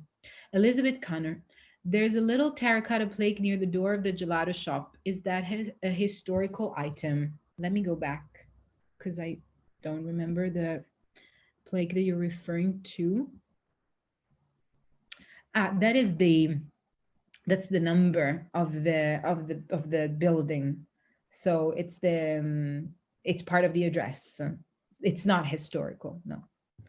Yves Montavon, or Montavan. Is San Gimignano accessible via public transport, bus, or do you need a private car or tour group?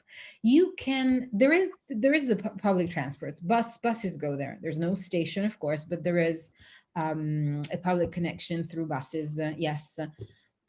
My suggestion, if you can, is to have a car, to rent a car. It would be much easier, even just for the timetables. This is a place, you know, in the middle of the countryside. So even though there are bus lines covering it, you know, there might not be very frequent. And so it would be, of course, more comfortable to set your own schedule. Bogna, I hope. Do you need tickets for that church? The one in San Gimignano? No, you almost never need tickets to get into churches, in Italy at least, almost. There are some very famous exceptions. Are there, an anonymous attendee, are there any stories of hauntings, sorry, in this, of hauntings in the small village of San Gimignano? Not that I know of. There might be though, not that I know of. It would be the perfect place, not the perfect setting. Barbara Spaventa, an Italian name. Where should we stay in San Gimignano? Should we book in advance? You should definitely book in advance. San Gimignano is so tiny. It doesn't really have a lot of capacity as for accommodation. And again, I would personally stay in the town because you have also, you know, the modern San Gimignano that grew on the sides of the hill and at the foot of the hill where you can find accommodation. I would stay within the medieval part of San Gimignano, and I would probably want to try, I've never, but I would want to try one of the towers, a hotel that was set into one of the medieval towers. Elaine Long, what is the significance of the flags in the street at the night view? So different possible, I don't know when that specific picture was shot, but very many reasons. It was their patron saint day, the day of their patron saint, or very often in central Italy, not just in Tuscany, in these medieval towns, they keep alive traditions such as pageants. And so they do in costume with, you know, the band and the archers and all that. And so that's also an occasion when they put out the flags. So that might have been it. Deb Kaufman, when you rent a car and drive, where you park overnight, where do you park overnight? Are there places designated outside the walls? You mean in San Gimignano? Yes, there is a garage at the foot of the hill. And so you leave your car there and then you walk all the way up to San Gimignano. Gretchen Van Cleve, I read that Dante's Italian was adopted as Italy's official language. Was he from this region? Yes, he was from Florence. Althea Hens Catlett, what is the purpose of the garland in the writer's hair? So I'm guessing it was a laurel wreath.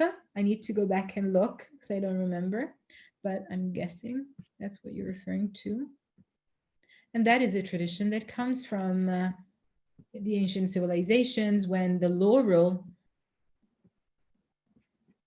I can't find the pictures of the poets, but it comes from if I'm not wrong, the Greeks, and in Greek mythology, yes, it was a laurel wreath. In Greek mythology, um, the gods would crown first originally the best poet with a crown of laurel. So it came to be the symbol of also when you get your degree from college, from university, you get, at least here in Italy, I don't know in the US, but one of the things that they give you as a gift when you discuss your thesis and you get your degree is they bring you a wreath of laurel that you use on that day, and it means that you have your degree, and it's because it is the symbol of a literary person and a poet that has been crowned by the gods originally. So it has been granted a status, an official status. Karen, posthumous. How long do you feel is needed to see some of the main sites or get a feel for Tuscany? 10 days at least. If we're if we're talking about more than just one city, and this, I think this is my opinion. Yeah. So in my opinion, my way of traveling when I go on a travel on vacation is, unless it's one city or two cities alone, I never want to spend less than 10 days. I want to have the time, to explore, change my mind, add a place if I see it and like it and I didn't know about it. So you want a little bit of margin, 10 days at least, but you could spend a month and love it. Sharon Ulm. How do you recommend traveling between these towns? By train, by rented car? So if you want to travel between the main cities alone, and the main cities are Pisa, Siena, Arezzo, Florence, you can use the trains. But the train system in Tuscany specifically is not fantastic. So I would suggest a car. And that is also the only option if you want to visit the countryside and the places outside of the main major cities. Murray Boucher. Is it possible to cycle the wall in Lucca? Yes, absolutely. It is possible. And it's a fantastic cycle. Jasmine Moore. Question for the end of the tour. What is the best time of year to visit these cities? Again, either the springtime or the fall, if you can.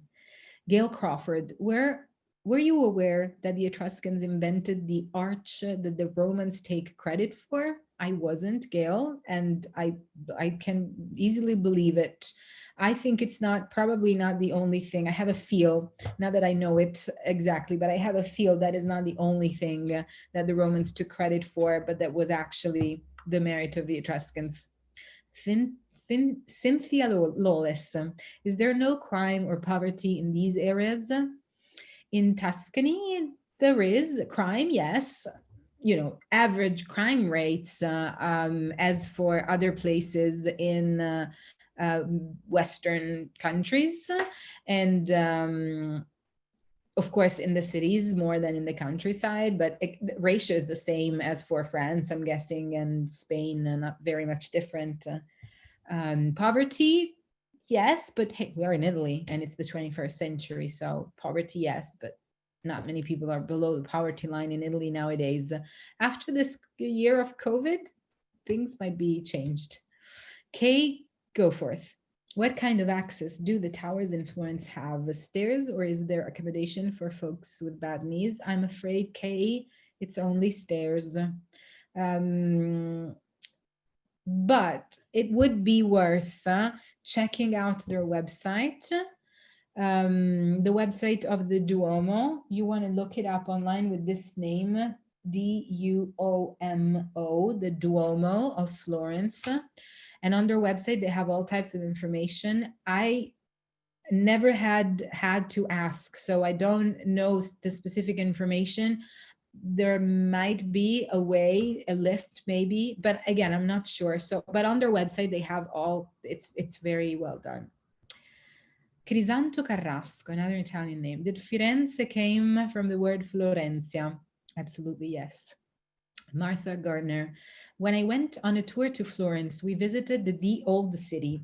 It was fascinating. Is it still a part of tours? The old city? is what we visited together tonight. Well, we was visited parts of it, but if you remember, if you were with us already, that first slide about Florence, the map with the blue outline that I explained marked the 1300s system ring of defensive walls. Everything included in those walls is the historic old part of Florence. Anne Williams, does Florence still have their huge outdoors market? It does, Anne. And it is in the neighborhood where the covered indoor market is. So the stalls along the streets all happen around that big complex with the church and the chapel built by Michelangelo that I showed you. Another anonymous attendee, in the Piazza della Repubblica in Florence, there was a building on the right that looked like people could go up to the top. Is that a public viewing place, top of a museum, or it is the top of, if I remember the picture correctly, it is the top of a department store. The department store is called La Rinascente, L-A, and then another word, Rinascente.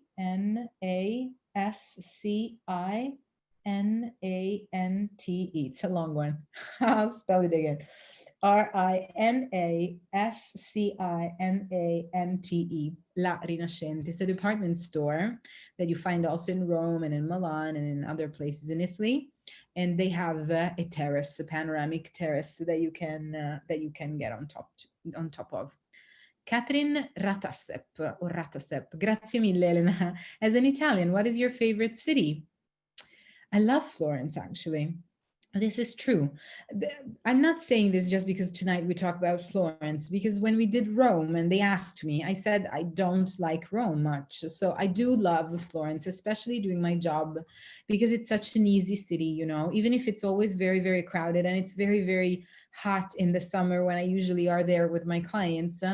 It makes you feel like it's a safe space that you can wander off without getting lost, that you can get everywhere on foot because the distances are not so huge. And the center, the very center where these monuments that we've seen together are, is not as trafficked as maybe Rome is, and chaotic. So it does give you a feel of slowing down a bit, especially when inserted within a larger Italian trip and you see other places that are maybe more, again, chaotic.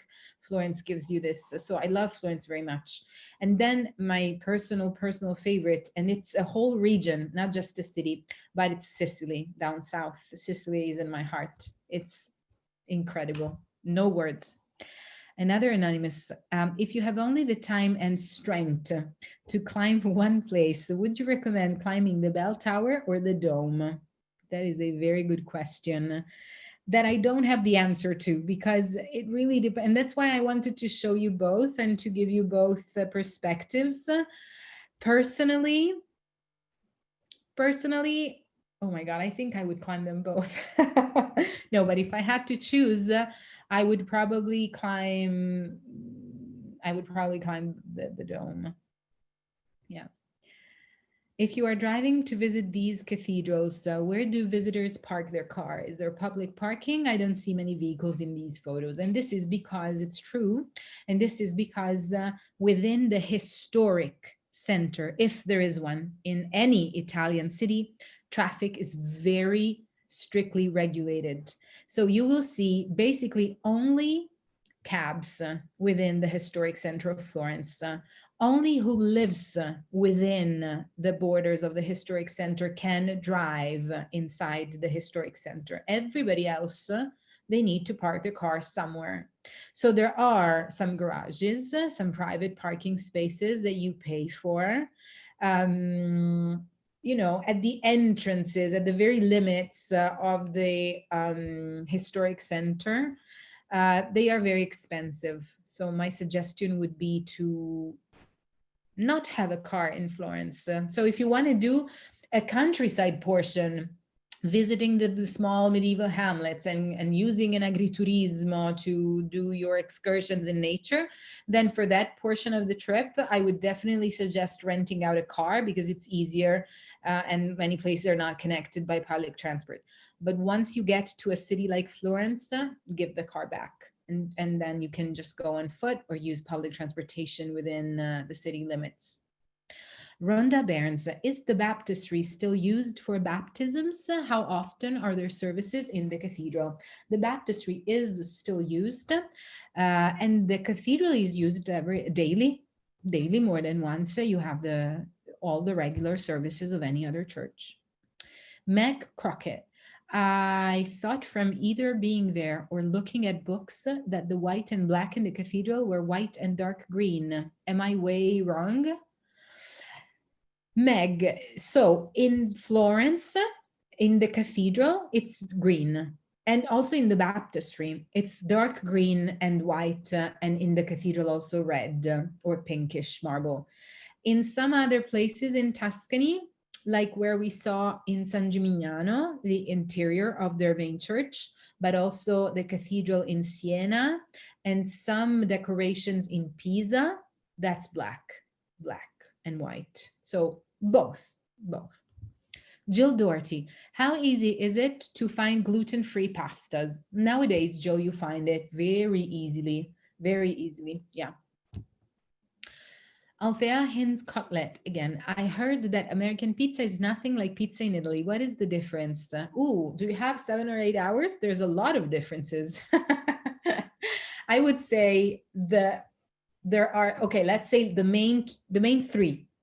Pardon me. The main three differences are: one, the dough, and especially the growing agent, to make it grow. It's done differently. In the US, mostly, I'm of course generalizing, but mostly they use chemical agents, whereas in Italy we use natural ones like natural yeasts. And the how do you call it, the growing of the dough? The term is on the tip of my tongue. It lasts for 12 hours, 20 hours, so it's a very long, lengthy one that of course concurs to the taste and the consistency of the dough. And then we have it really thin. We roll it out really, really, really thin. There's no such thing as deep dish pizza in Italy. Italians would shudder. I love it. I love anything that is called pizza, but I'm a little bit unusual for an Italian. Usually they frown. So it's a very, very thin one. The Neapolitan one has the crust that is a little bit thicker and spongier. And the Roman type one, as we call it, it's all very, very thin, but it's very thin. And then I would say the second difference is how you cook it. We have firewood ovens. So it is a terracotta oven made with terracotta bricks, and inside that can sustain really high temperatures. And then the pizza is placed inside, and inside the oven you have the fire, the wood burning. So that's what gives you the heat, and it gives also a flavor, not a smoky type of flavor. And the third difference is ingredients. I'm sorry guys, but every time I've been to the States, the difference between eating out here and eating out in the States is that in the States they overdo it. They think that if they have 7 fantastic ingredients and they put them all in one dish, it's going to make the dish 7 times better. No, that's not in our opinion. Italian cooking is about the fewer ingredients you can, of the highest quality, make the best dishes. Even if you have the highest quality ingredients, don't just throw them all in one dish, because you will not taste the single flavors. See what I mean? So simple toppings for our pizzas. That's another great difference. I spoke a lot about pizza. You see how lengthy the answer is. Naila Muganli. Is the soup similar to gazpacho? The pappa al pomodoro, Naila, no, absolutely no, not at all. Very, very different than gazpacho. Anonymous, where is the Uffizi in comparison to the main cathedral? So if you look at the front of the cathedral, the Uffizi is to the right, and is it? Yeah, it's to the right. So you go towards the river, the bank of the river, and between the cathedral and the river, you will find the square of the Signoria, the Piazza della Signoria, and also the Uffizi. Barbara Lamping, how difficult is driving through Tuscany outside of Florence? Not difficult. The roads are good. Vivian Go, what is the Italian word for the dumb bread, the one without salt? So it's two words. I will spell it out. It's called pane sciocco. So pane, P-A-N-E, which is bread in Italian, pane. And then another word, S-C-I-O-C-C-O, S-C-I-O-C-C-O, sciocco is stupid. Another anonymous attendee, what would be the top 3 churches besides the Duomo that you would recommend in Florence? I knew this question was coming. So I would go to, other than the Duomo, I would go to San Lorenzo, the one that I showed you where the chapel designed by Michelangelo is. I would go to Santa Croce, Saint, S period, and then C-R-O-C-E, Croce, the Holy Cross. It is one of the biggest churches in Florence. You can't miss it. It's on the same side of the river as the cathedral, and it is also a place of illustrious Florentines' tombs. So you get to visit some of these characters' tombs. And the third one, Santo Spirito. Santo is saint, again, S period, and then S-P-I-R-I-T-O, Santo Spirito, another fantastic one. And 3, it's difficult, because there are millions in Florence. No, I'm joking, don't take it literally, not millions churches. Mary Labanks, I missed the name of the oldest bridge in Florence. Ponte Vecchio, which means old bridge, and Vecchio is spelled V-E-C-C-H-I-O, Ponte Vecchio. Teresa Pereira, what is the cost of living? This is a really good question, Teresa, and it's a little bit of a difficult situation when it comes to Florence, but not just Florence, even Venice and Rome. So these very famous touristic cities have their prices completely shaken by just, the number of tourists. So especially for real estate, they go out of market because of all the Airbnbs, because of the gentrification of so many neighborhoods that want to be put up for tourists to be available as accommodation, and for the hotels, tourists bring all the prices up. And so the cost of living for locals is very different to what it used to be before mass tourism, of course.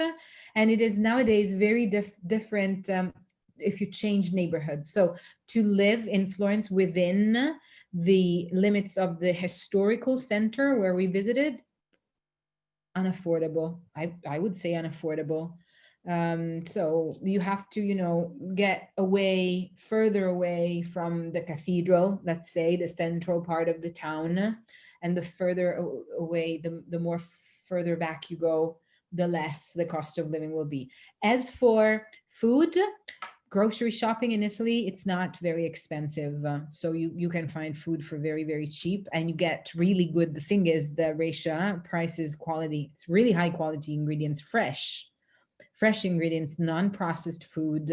You've got the local, you call them farm to table. We call them 0 kilometers. So they travel 0 distance between the farmer and your table. They are everywhere. So you get fantastic food for nothing. Oil, petrol, and gas for your car is very expensive. Some years back, I remember we were talking about it with Mara on tour. It was, I think, 2016, 2015, 2016, because of the economic crisis, prices were still really up, and it was 8 times the price for a barrel that it was for you in the US. So you were at $2, we were at 6. It was 4 times your barrel price. So you were at $2 per barrel. We were at $8 per gallon per barrel. I don't remember, but it was 4 times. So we don't have oil reservoirs, and that's, it's very, very costly. Lorraine Piper. Are there descendants of the Medici family still in Florence? Not that I know of. The no, of the Medici family, definitely not. The Medici family ran out and was extinguished in the 1800s. And Florence passed in the hands of someone that had married into the Medici family, the Lorena. They were Austrians, and they became the grand dukes of Tuscany until the end of the 1800s, when Florence became part of the Italian monarchy, and so Florence ceased to be an independent state. So no descendants of the Medici, maybe descendants of the Lorena family, of the Austrian one, but I'm not sure. I wouldn't know. Sorry. Dab Zax. When is the best time, weather-wise, to visit Florence and Tuscany? How has COVID affected touring and sightseeing restrictions? So as for the time when to visit Florence and Tuscany weather-wise, again, I would say either the springtime or the fall, if you can. I would avoid July and August for the weather, especially because the heat is unbearable in Florence. And as for the other question, COVID, I don't know. I don't know yet, because I haven't been working and I haven't been around in the streets. So I don't know what's going on, really. Of course, tourists are not coming because people cannot travel. And so we are not seeing foreigners, at least. We had a little bit of internal tourism, so Italians going on holiday past summer, but it was very subdued. So in this moment, we are almost in full lockdown, depending on the region, but museums are closed, movie theaters are closed, churches are closed, shops are closed at certain times of the day and the week. So restaurants are closed, cafes are closed. It's a horrible situation, very, very bad still. But we're getting the vaccine, and we are the first country in Europe for the number of vaccines done in proportion to the number of the population. So we are being very, very fast in doing them. I don't know if we will keep on this rate, but if we do, within the summer, we should all have been vaccinated. I can't wait. I would drink it if I could. Althea Hinscatlet. Was Catherine de' Medici part of the Italian family? She was the Queen of France. She came from this family. The Medici produced 2 queens of France and 2 popes, other than cardinals and other illustrious people. Marie-Claude Roussel. Is it possible to walk in the corridor built by the Medicis? Yes, I'm sorry I forgot to mention this. So now the corridor has been closed, has been closed off to visitors since 2016 because of safety reasons. They had postponed some very needed renovations. And so then they had to close it to the public, but they did the works and they are finishing them. And apparently they will reopen to the public in 2022. So it is part of the Uffizi Museum.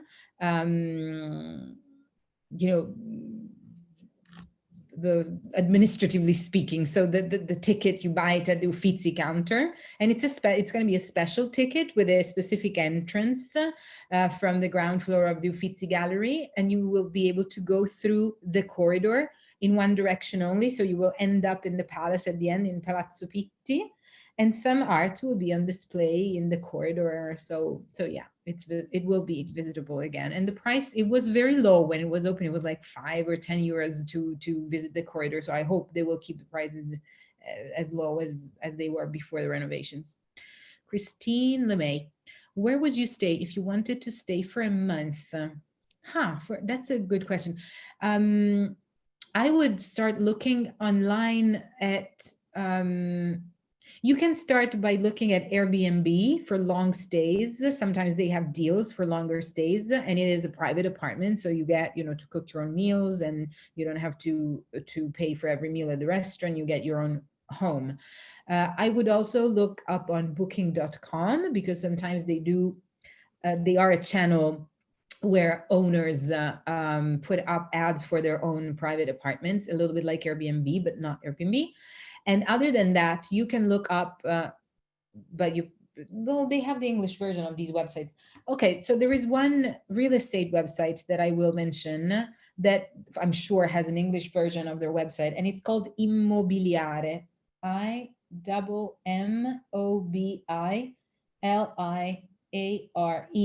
immobiliare.it, if you look it up online. And so that's real estate, and sometimes they do offer to rent out for short periods, 1 month, 3 months, 6 months, so you might find something there.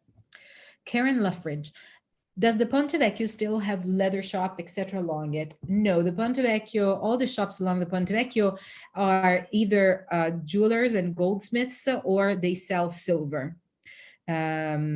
Is silversmith a word? If it is, some of them are silversmiths, but the leather is sold leather goods are sold everywhere in Florence, because that's another traditional, typical local craft.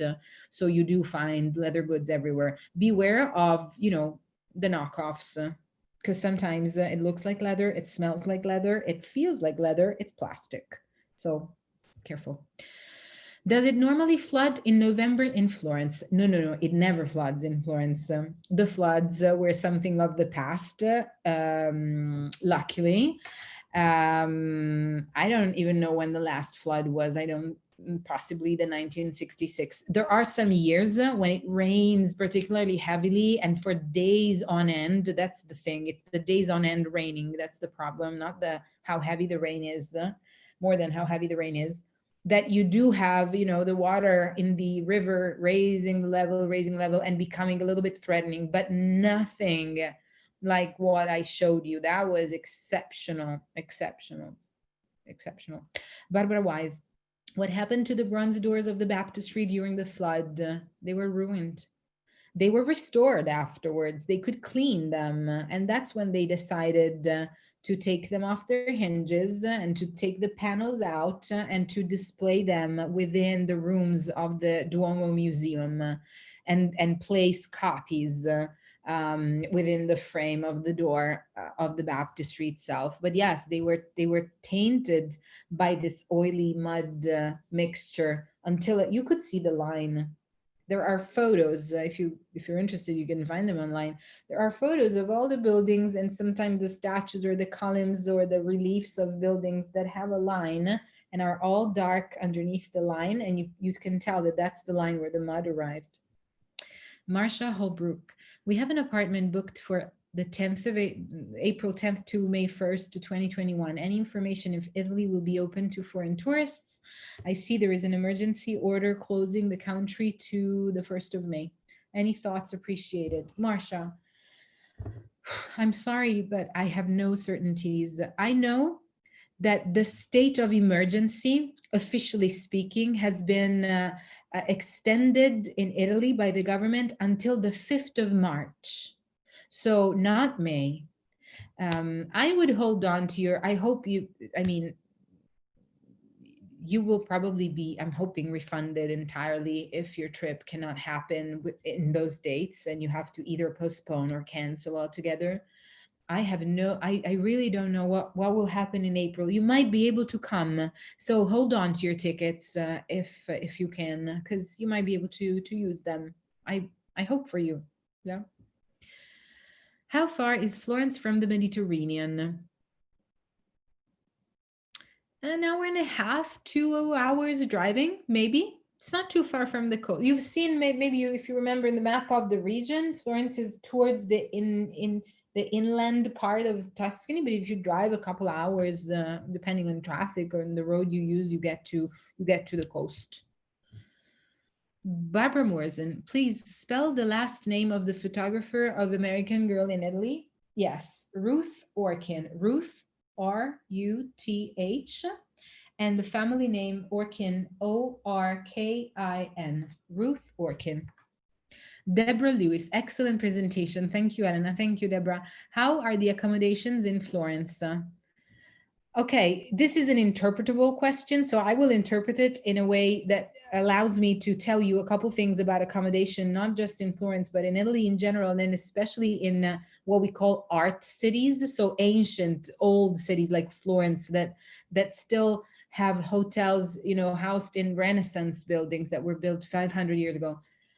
hotels in Italy don't have a consistency in style and in how they look and in the comforts that they offer.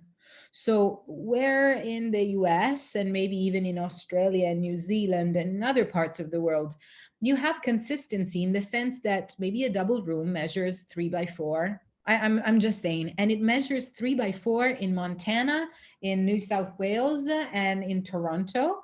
In Italy, we don't like rules. We don't like consistency. We do things however we like, and we kind of squeeze into what we have.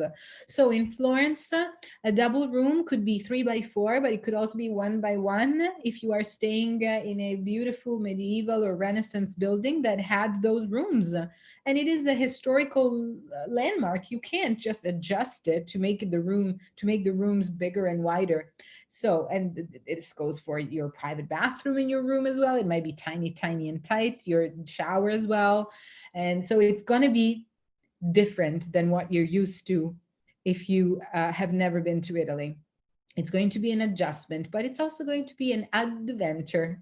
And you're going to love it because it's the authenticity, that makes the place different. Otherwise, if it was the same Marriott Hotel, Hilton Hotel that you have in the US, why would you have to come? Right? Best place to eat gelato in Florence? I'm going to go mainstream and I'm going to say Vivoli, the one that everybody goes to. And the spelling of Vivoli is Vivoli. Vivoli. Very centrally located, can't miss it. Rhonda Sullivan, can you talk a bit about the leather goods and other shopping in Florence? Okay, so I'm going to just list the types of souvenirs that are local crafts and that you might want to look for to bring back. Leather goods, again, beware of the knockoffs. Go into a proper shop. Don't buy them at a stall where they cost 1/5 of the price that you see in a window, in the shop window, because of course there must be a reason why they cost so much less. Gold. Gold is very big in Florence. Jewelers are not just along the Ponte Vecchio. Those are high-end ones and also very touristic ones. Imagine the price of rent for those shopkeepers along the Ponte Vecchio, the bridge. So maybe you don't want to buy your gold there, even though they are good artisans. Maybe you want to buy it somewhere else, but you will see goldsmiths and jewelers everywhere in Florence. Textile, so scarves, silk scarves, or cashmere jumpers. Textile is really big in Tuscany, in the whole of Tuscany, not just Florence. The leghorn hat, I don't know if you've heard of it, but the leghorn hat, the hay mingled hat, comes from Florence. It's a traditional craft that has been done since the Middle Ages and the Renaissance times. And so that's also, the authentic ones are a little bit expensive, and this one is something else that gets sold at the stalls, and it's kind of plasticky. So if you want the real one, you got to pay the money for it, but it's really, really, really nice and good and typical. And I would say this is it as for, so you've got all the, the oil bottles or the decorative plates and those typical things of any other touristic city. Anna Schifrina, want to hear about Dante Church? I don't know what, maybe that's Santa Croce, but I'm not really understanding the question. Russ Wange, what is the history, or guys, use the adjectives and the articles. You don't have the time. What is the history or the purpose of the baptistry? Well, as I said, it was originally the cathedral for Florence. So the main church, cathedral is the seat of the bishop. So the main church, because of, it's the seat of the most illustrious clergy of the city. And it was also the baptistry. So it serves for baptisms. If you have to baptize your kid, that's where it's going to happen. Nowadays, they have many baptistries. But originally, the one that we saw together was the first in Florence. So for a long time, it was the only one also. Judith Anthony. Hi, I thought the statue of David was in the Uffizi. No, the statue of David is within the Accademia gallery. The Accademia is also the Academy of Fine Arts. They have two different buildings, but one next to the other. It's on the opposite side in respect to the cathedral as the Uffizi. And my suggestion, if you do want to go, is book ahead, because the line at the Accademia sometimes, just to see, the Accademia is a tiny, tiny museum, like in half an hour, you're done, you've seen it all. And the line goes all the way down the road.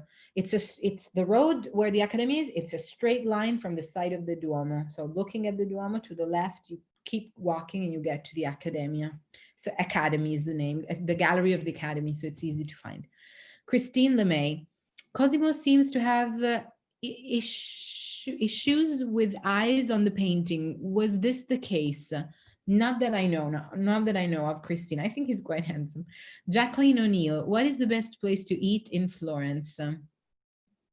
Wow, what a question. I'm gonna give you two names, one on each side of the river. So on the side of the cathedral, where we started, just off Piazza della Signoria, where the Palazzo Vecchio and the copy of the David is this tiny place called Vini e Vecchi Sapori. It's very long. The name is spelling Vini, another word, E, another word, Vecchi, Vecchi, and then the last word is Sapori. Sapori. This is really good. And the other one on the other side of the river, on the left bank, is Cantinone. One word alone. Cantinone. Cantinone. Try it. Both fantastic. Christine Dembo. Have you ever seen the game Soccer Rugby Combo played during the St. John the Baptist celebration? We were there on the day and missed it and regret staying. Yes, I saw it. Kristen is referring to another of the celebrations that take place on the day of the patron saint of Florence on the 24th of June. They play a game that is a mixture. It's a combo of soccer and rugby. So it gets really physical, but it's played with your feet too. And they set up the stalls for the public, for the audience, and the field for the players in the square in front of the church of Santa Croce, right smack downtown. So, in a paved square. So it's something to see. Milia Gillespie. My honeymoon to Florence and Tuscany was canceled last September. I'm sorry, Milia. Hoping to go later this year. How many days would you suggest for Tuscany and Florence in a 2-week Italian honeymoon? We are also planning to go to Cinque Terre and Rome. Whew, you're cutting it close, guys. If you're doing Rome, you want to be 4 days in Rome and 4 days in Florence, at least. And so the rest, you go to Cinque Terre. 2 weeks, you said, but maybe Cinque Terre don't need that much. So let's say that for Cinque Terre, you need, 2-3 days at most. Some people see them all in one day, but of course you want to spend a couple nights because it's gorgeous to do so. So 2 or 3 days in the Cinque Terre, the rest 10 days in between Florence and Rome. Maybe you want 1 more day for Rome than for Florence, just because it's bigger. Do many vendors speak English? Yes, in a city like Florence, absolutely. They're used to having to talk to tourists. Ginny and haggle at stalls. In shops, don't. But when you're buying it from a street vendor, haggle. Ginny Valenzano, how many towers are in San Gimignano? 16, if I'm not wrong, left. Originally 72. It was a forest. Anna Schifrina, beyond tourism, are there any other industries in Florence? As I said, manufacturers of sorry guys, I'm a bit tired. Textiles and agriculture is really big because it's a vast region, mostly plain and flat.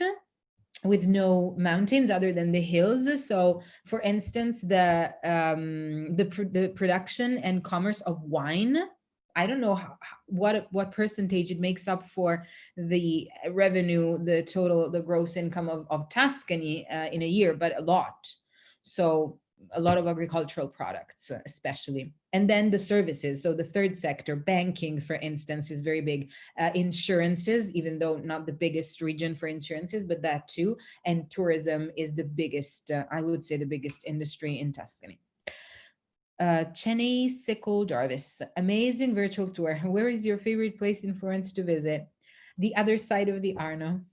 It's quieter, it's more authentic, and I love to just get lost just by roaming through the streets. It's beautiful. William Trotella, I know you could not discuss every portion of Tuscany, which is so large, but could you say a few words about Siena and specifically the Palio? So Siena would be worth a whole presentation, a whole virtual tour alone. It is another stunning medieval and Renaissance city in Tuscany. The big contender with Florence throughout those centuries. They fought many battles because they wanted to be, the predominant city in the region. The Palio, what the question was about, is an event. It's an event that has its roots in the Middle Ages, and it's still to this day run every summer in August. And it is done in the main square in Siena. It has a shell shape or a fan shape, and they close it off to the public, and the Palio is basically a horse competition, a horse riding competition, where each neighborhood of the town has its own horse and rider, and they get involved in this, and there's cheating involved and bribing involved, and so it's a very much felt event in Siena. It's very well known for the Palio, and it's always broadcast on TV. So it's beautiful to go see, but very much crowded because it's done in this square. So you might not, be one of the few who get front row view over the event. Cecily Burke. We got a parking ticket in San Gimignano in 1975. There was no places for parking. Obviously, that's a long time ago. Since you recommend renting cars, has the situation there improved? I'm sorry for your ticket. As I said, there is a parking. It's an open air parking lot that you pay for. That is at the foot of the hill before entering San Gimignano. And I'm sure it's not the only one. There's going to be others at the foot of the hill or on the sides of the hill while making your way up to the medieval part of the town that we visited. So for sure. Iliam Blas, I'm paraplegic. I've visited Florence twice and have found some places difficult to navigate in a wheelchair. I bet you have, Iliam. Is the government doing anything to address making it a bit more accessible? Iliam, I'm sorry to hear this, and I know it's a challenge, and these places are very often not up to this task. Don't make me talk about the government and tourism right now, because we make up for almost 20% of the total Italian gross income, and we have been forgotten by the state. We are independent workers. We are not employees of anyone, and they should be doing way more for the field, and they don't. So I'm guessing we are not a priority, and also tourism is not a priority. And this is, please, I want to make it clear that this is the institutions, because the local places, the entrepreneurs that open up a restaurant or a small hotel or a shop, the drivers of the private car services, the local guides, all these people are very much invested in making your time in Italy the best possible. We are very hospitable. The government and the institution are a little bit detached from reality right now, in my opinion. So, and it's not just because of the pandemic, they were even before. It's not a sector that is well, thought of in Italy. We could do way better. Russ Swain, best place or places to travel to avoid crowds and get a real taste of Italy. not Tuscany. In the sense of the crowds, not because it's not authentic, but if you don't want the crowds, I would choose wisely the time of the year when you come. So the spring or the fall or the winter, if you like it, again, are the best times, but I would avoid the summer. And I would go to the south of Italy more than anything. Sicily comes to mind if you don't like crowds. There is another region in the very heart of Italy that is landlocked. It's called Umbria. That's another lovely town, lovely region with fantastic medieval towns. So that's also worth it and not very crowded tourism wise. Josephine Hansen, if my husband and I wanted to travel through there, is it best to book with the tour group or contact a guide such as yourself to arrange for lodgings and a guide in various places? We love knowing historical and cultural information as well as art and architecture. So, Josephine, I thank you for your question because I have been contacted by many people with similar ones, and I will use this occasion to explain it a little bit. In Italy, we have some very strict legislation regulating tourism. And for instance, I work as a local guide, which means I currently live in Rome and I spend my days taking my clients, tourists, through the archaeological area of the Colosseum or the Vatican museums or the squares, the Baroque square. I mean, showing them the city. And then I also I have another type of qualification, another profession, which doesn't exist anywhere else in Italy, but it's the person, the tour guide, who comes with you all along and stays with you the whole trip and doesn't do the local guiding parts because it's the person who takes care of the flow of your whole trip. To organize these touristic services, it's forbidden if you don't have a license as a tour operator. So I don't. I'm a local guide. I am a travel consultant. So I give advice or I for a fee I design a plan for a trip, but I can't book the hotels for you or book the private car for you, or I can just offer my services as a local guide. If you want the whole package organized by someone, you can ask someone like me, and I will know colleagues who have the license as tour operators because of years of working in the field, and I've made acquaintances and friends and colleagues that I know and that I can work with to design and customize your trip for you. But I cannot do it on my own. So that's, and as for would you rather book it through with a group or go alone, that's a very personal choice. I work with groups. I don't travel with groups. When I travel, I usually do it on my own. But again, it's a very personal preference. There's no better or worse ways of doing it. Sandra Nessi, what about the Palio in Siena? That's what I just talked about.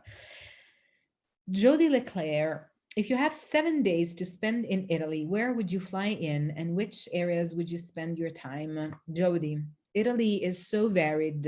If you go north, center, or south, you will see 3 different countries. So it's very difficult for me to tell you, go here, here, and here, because you will, if you only have 7 days, you will miss out on many things. But as I said before, if you have a limited time, it's best to see just 1 or 2 and see them well and know them a little bit at least, and have the feeling of knowing them a little bit in an authentic way, in a deep way, and going back with dissatisfaction than just cramming in all the places that you can. But to choose which ones is very, very, very personal. I wouldn't dare design it for you. And what I suggest you do if you want to know how to choose is study. I mean, read. If you read about the places online, if you read about Rome, Florence, Milan, Naples, I don't know, whatever other cities in Italy, and you read about them all and you choose which one sounds best. And you can also look up photos of the places and then you choose which one looks best. And you that's how you really, really customize your trip, and you're not dissatisfied when you get here because you know what you're getting into. I would say the last two questions. I'm sorry, guys, but Mara, what do you say? It's a I little agree. because the list goes on and on and on. Lori Kaufman, where can you take art lessons in Florence? Uffizi? You can take art lessons within the Palazzo Vecchio, the city hall on the square where the copy of the David is. Nancy McNamara, is the Uffizi Gallery the best place in Italy to see paintings by Caravaggio? Because of the life that Caravaggio had, his paintings are scattered through all of Italy and even on the island of Malta. But if you want to see, the vastest number of Caravaggio paintings, you want to come to Rome.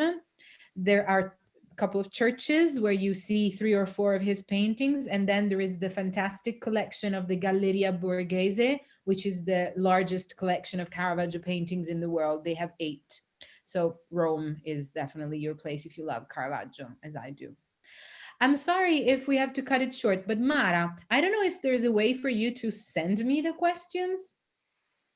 And I can answer with an email. I don't know if it's even a possibility because I don't know if we The have the email possibility address. would be to do like an FAQ sheet, which is what we call frequently asked questions sheet, where we have the questions that we feel like we haven't addressed yet, and we do them on like a PDF or something, and we can post it with the recording of the tour. Okay, so I would be very much willing to answer all the other, but I scrolled down a little bit fast and I see it's like hundreds. Yeah. There's still hundreds of them. So Well, we know it is very late in Italy right now, and we appreciate all of your time that you've given us so far. It's a 3-hour tour right now. So thank you very much for being with us. And thanks for the people who are still online. We have quite a few people still online that are following us. And as always, I know that we have followers of Elena at this point, and she's done a few tours for us, and we will see more places in Italy to come. So thank you very much for your time and your attention and your expertise. And thank you everyone for joining us. At this point, we're going to say good night.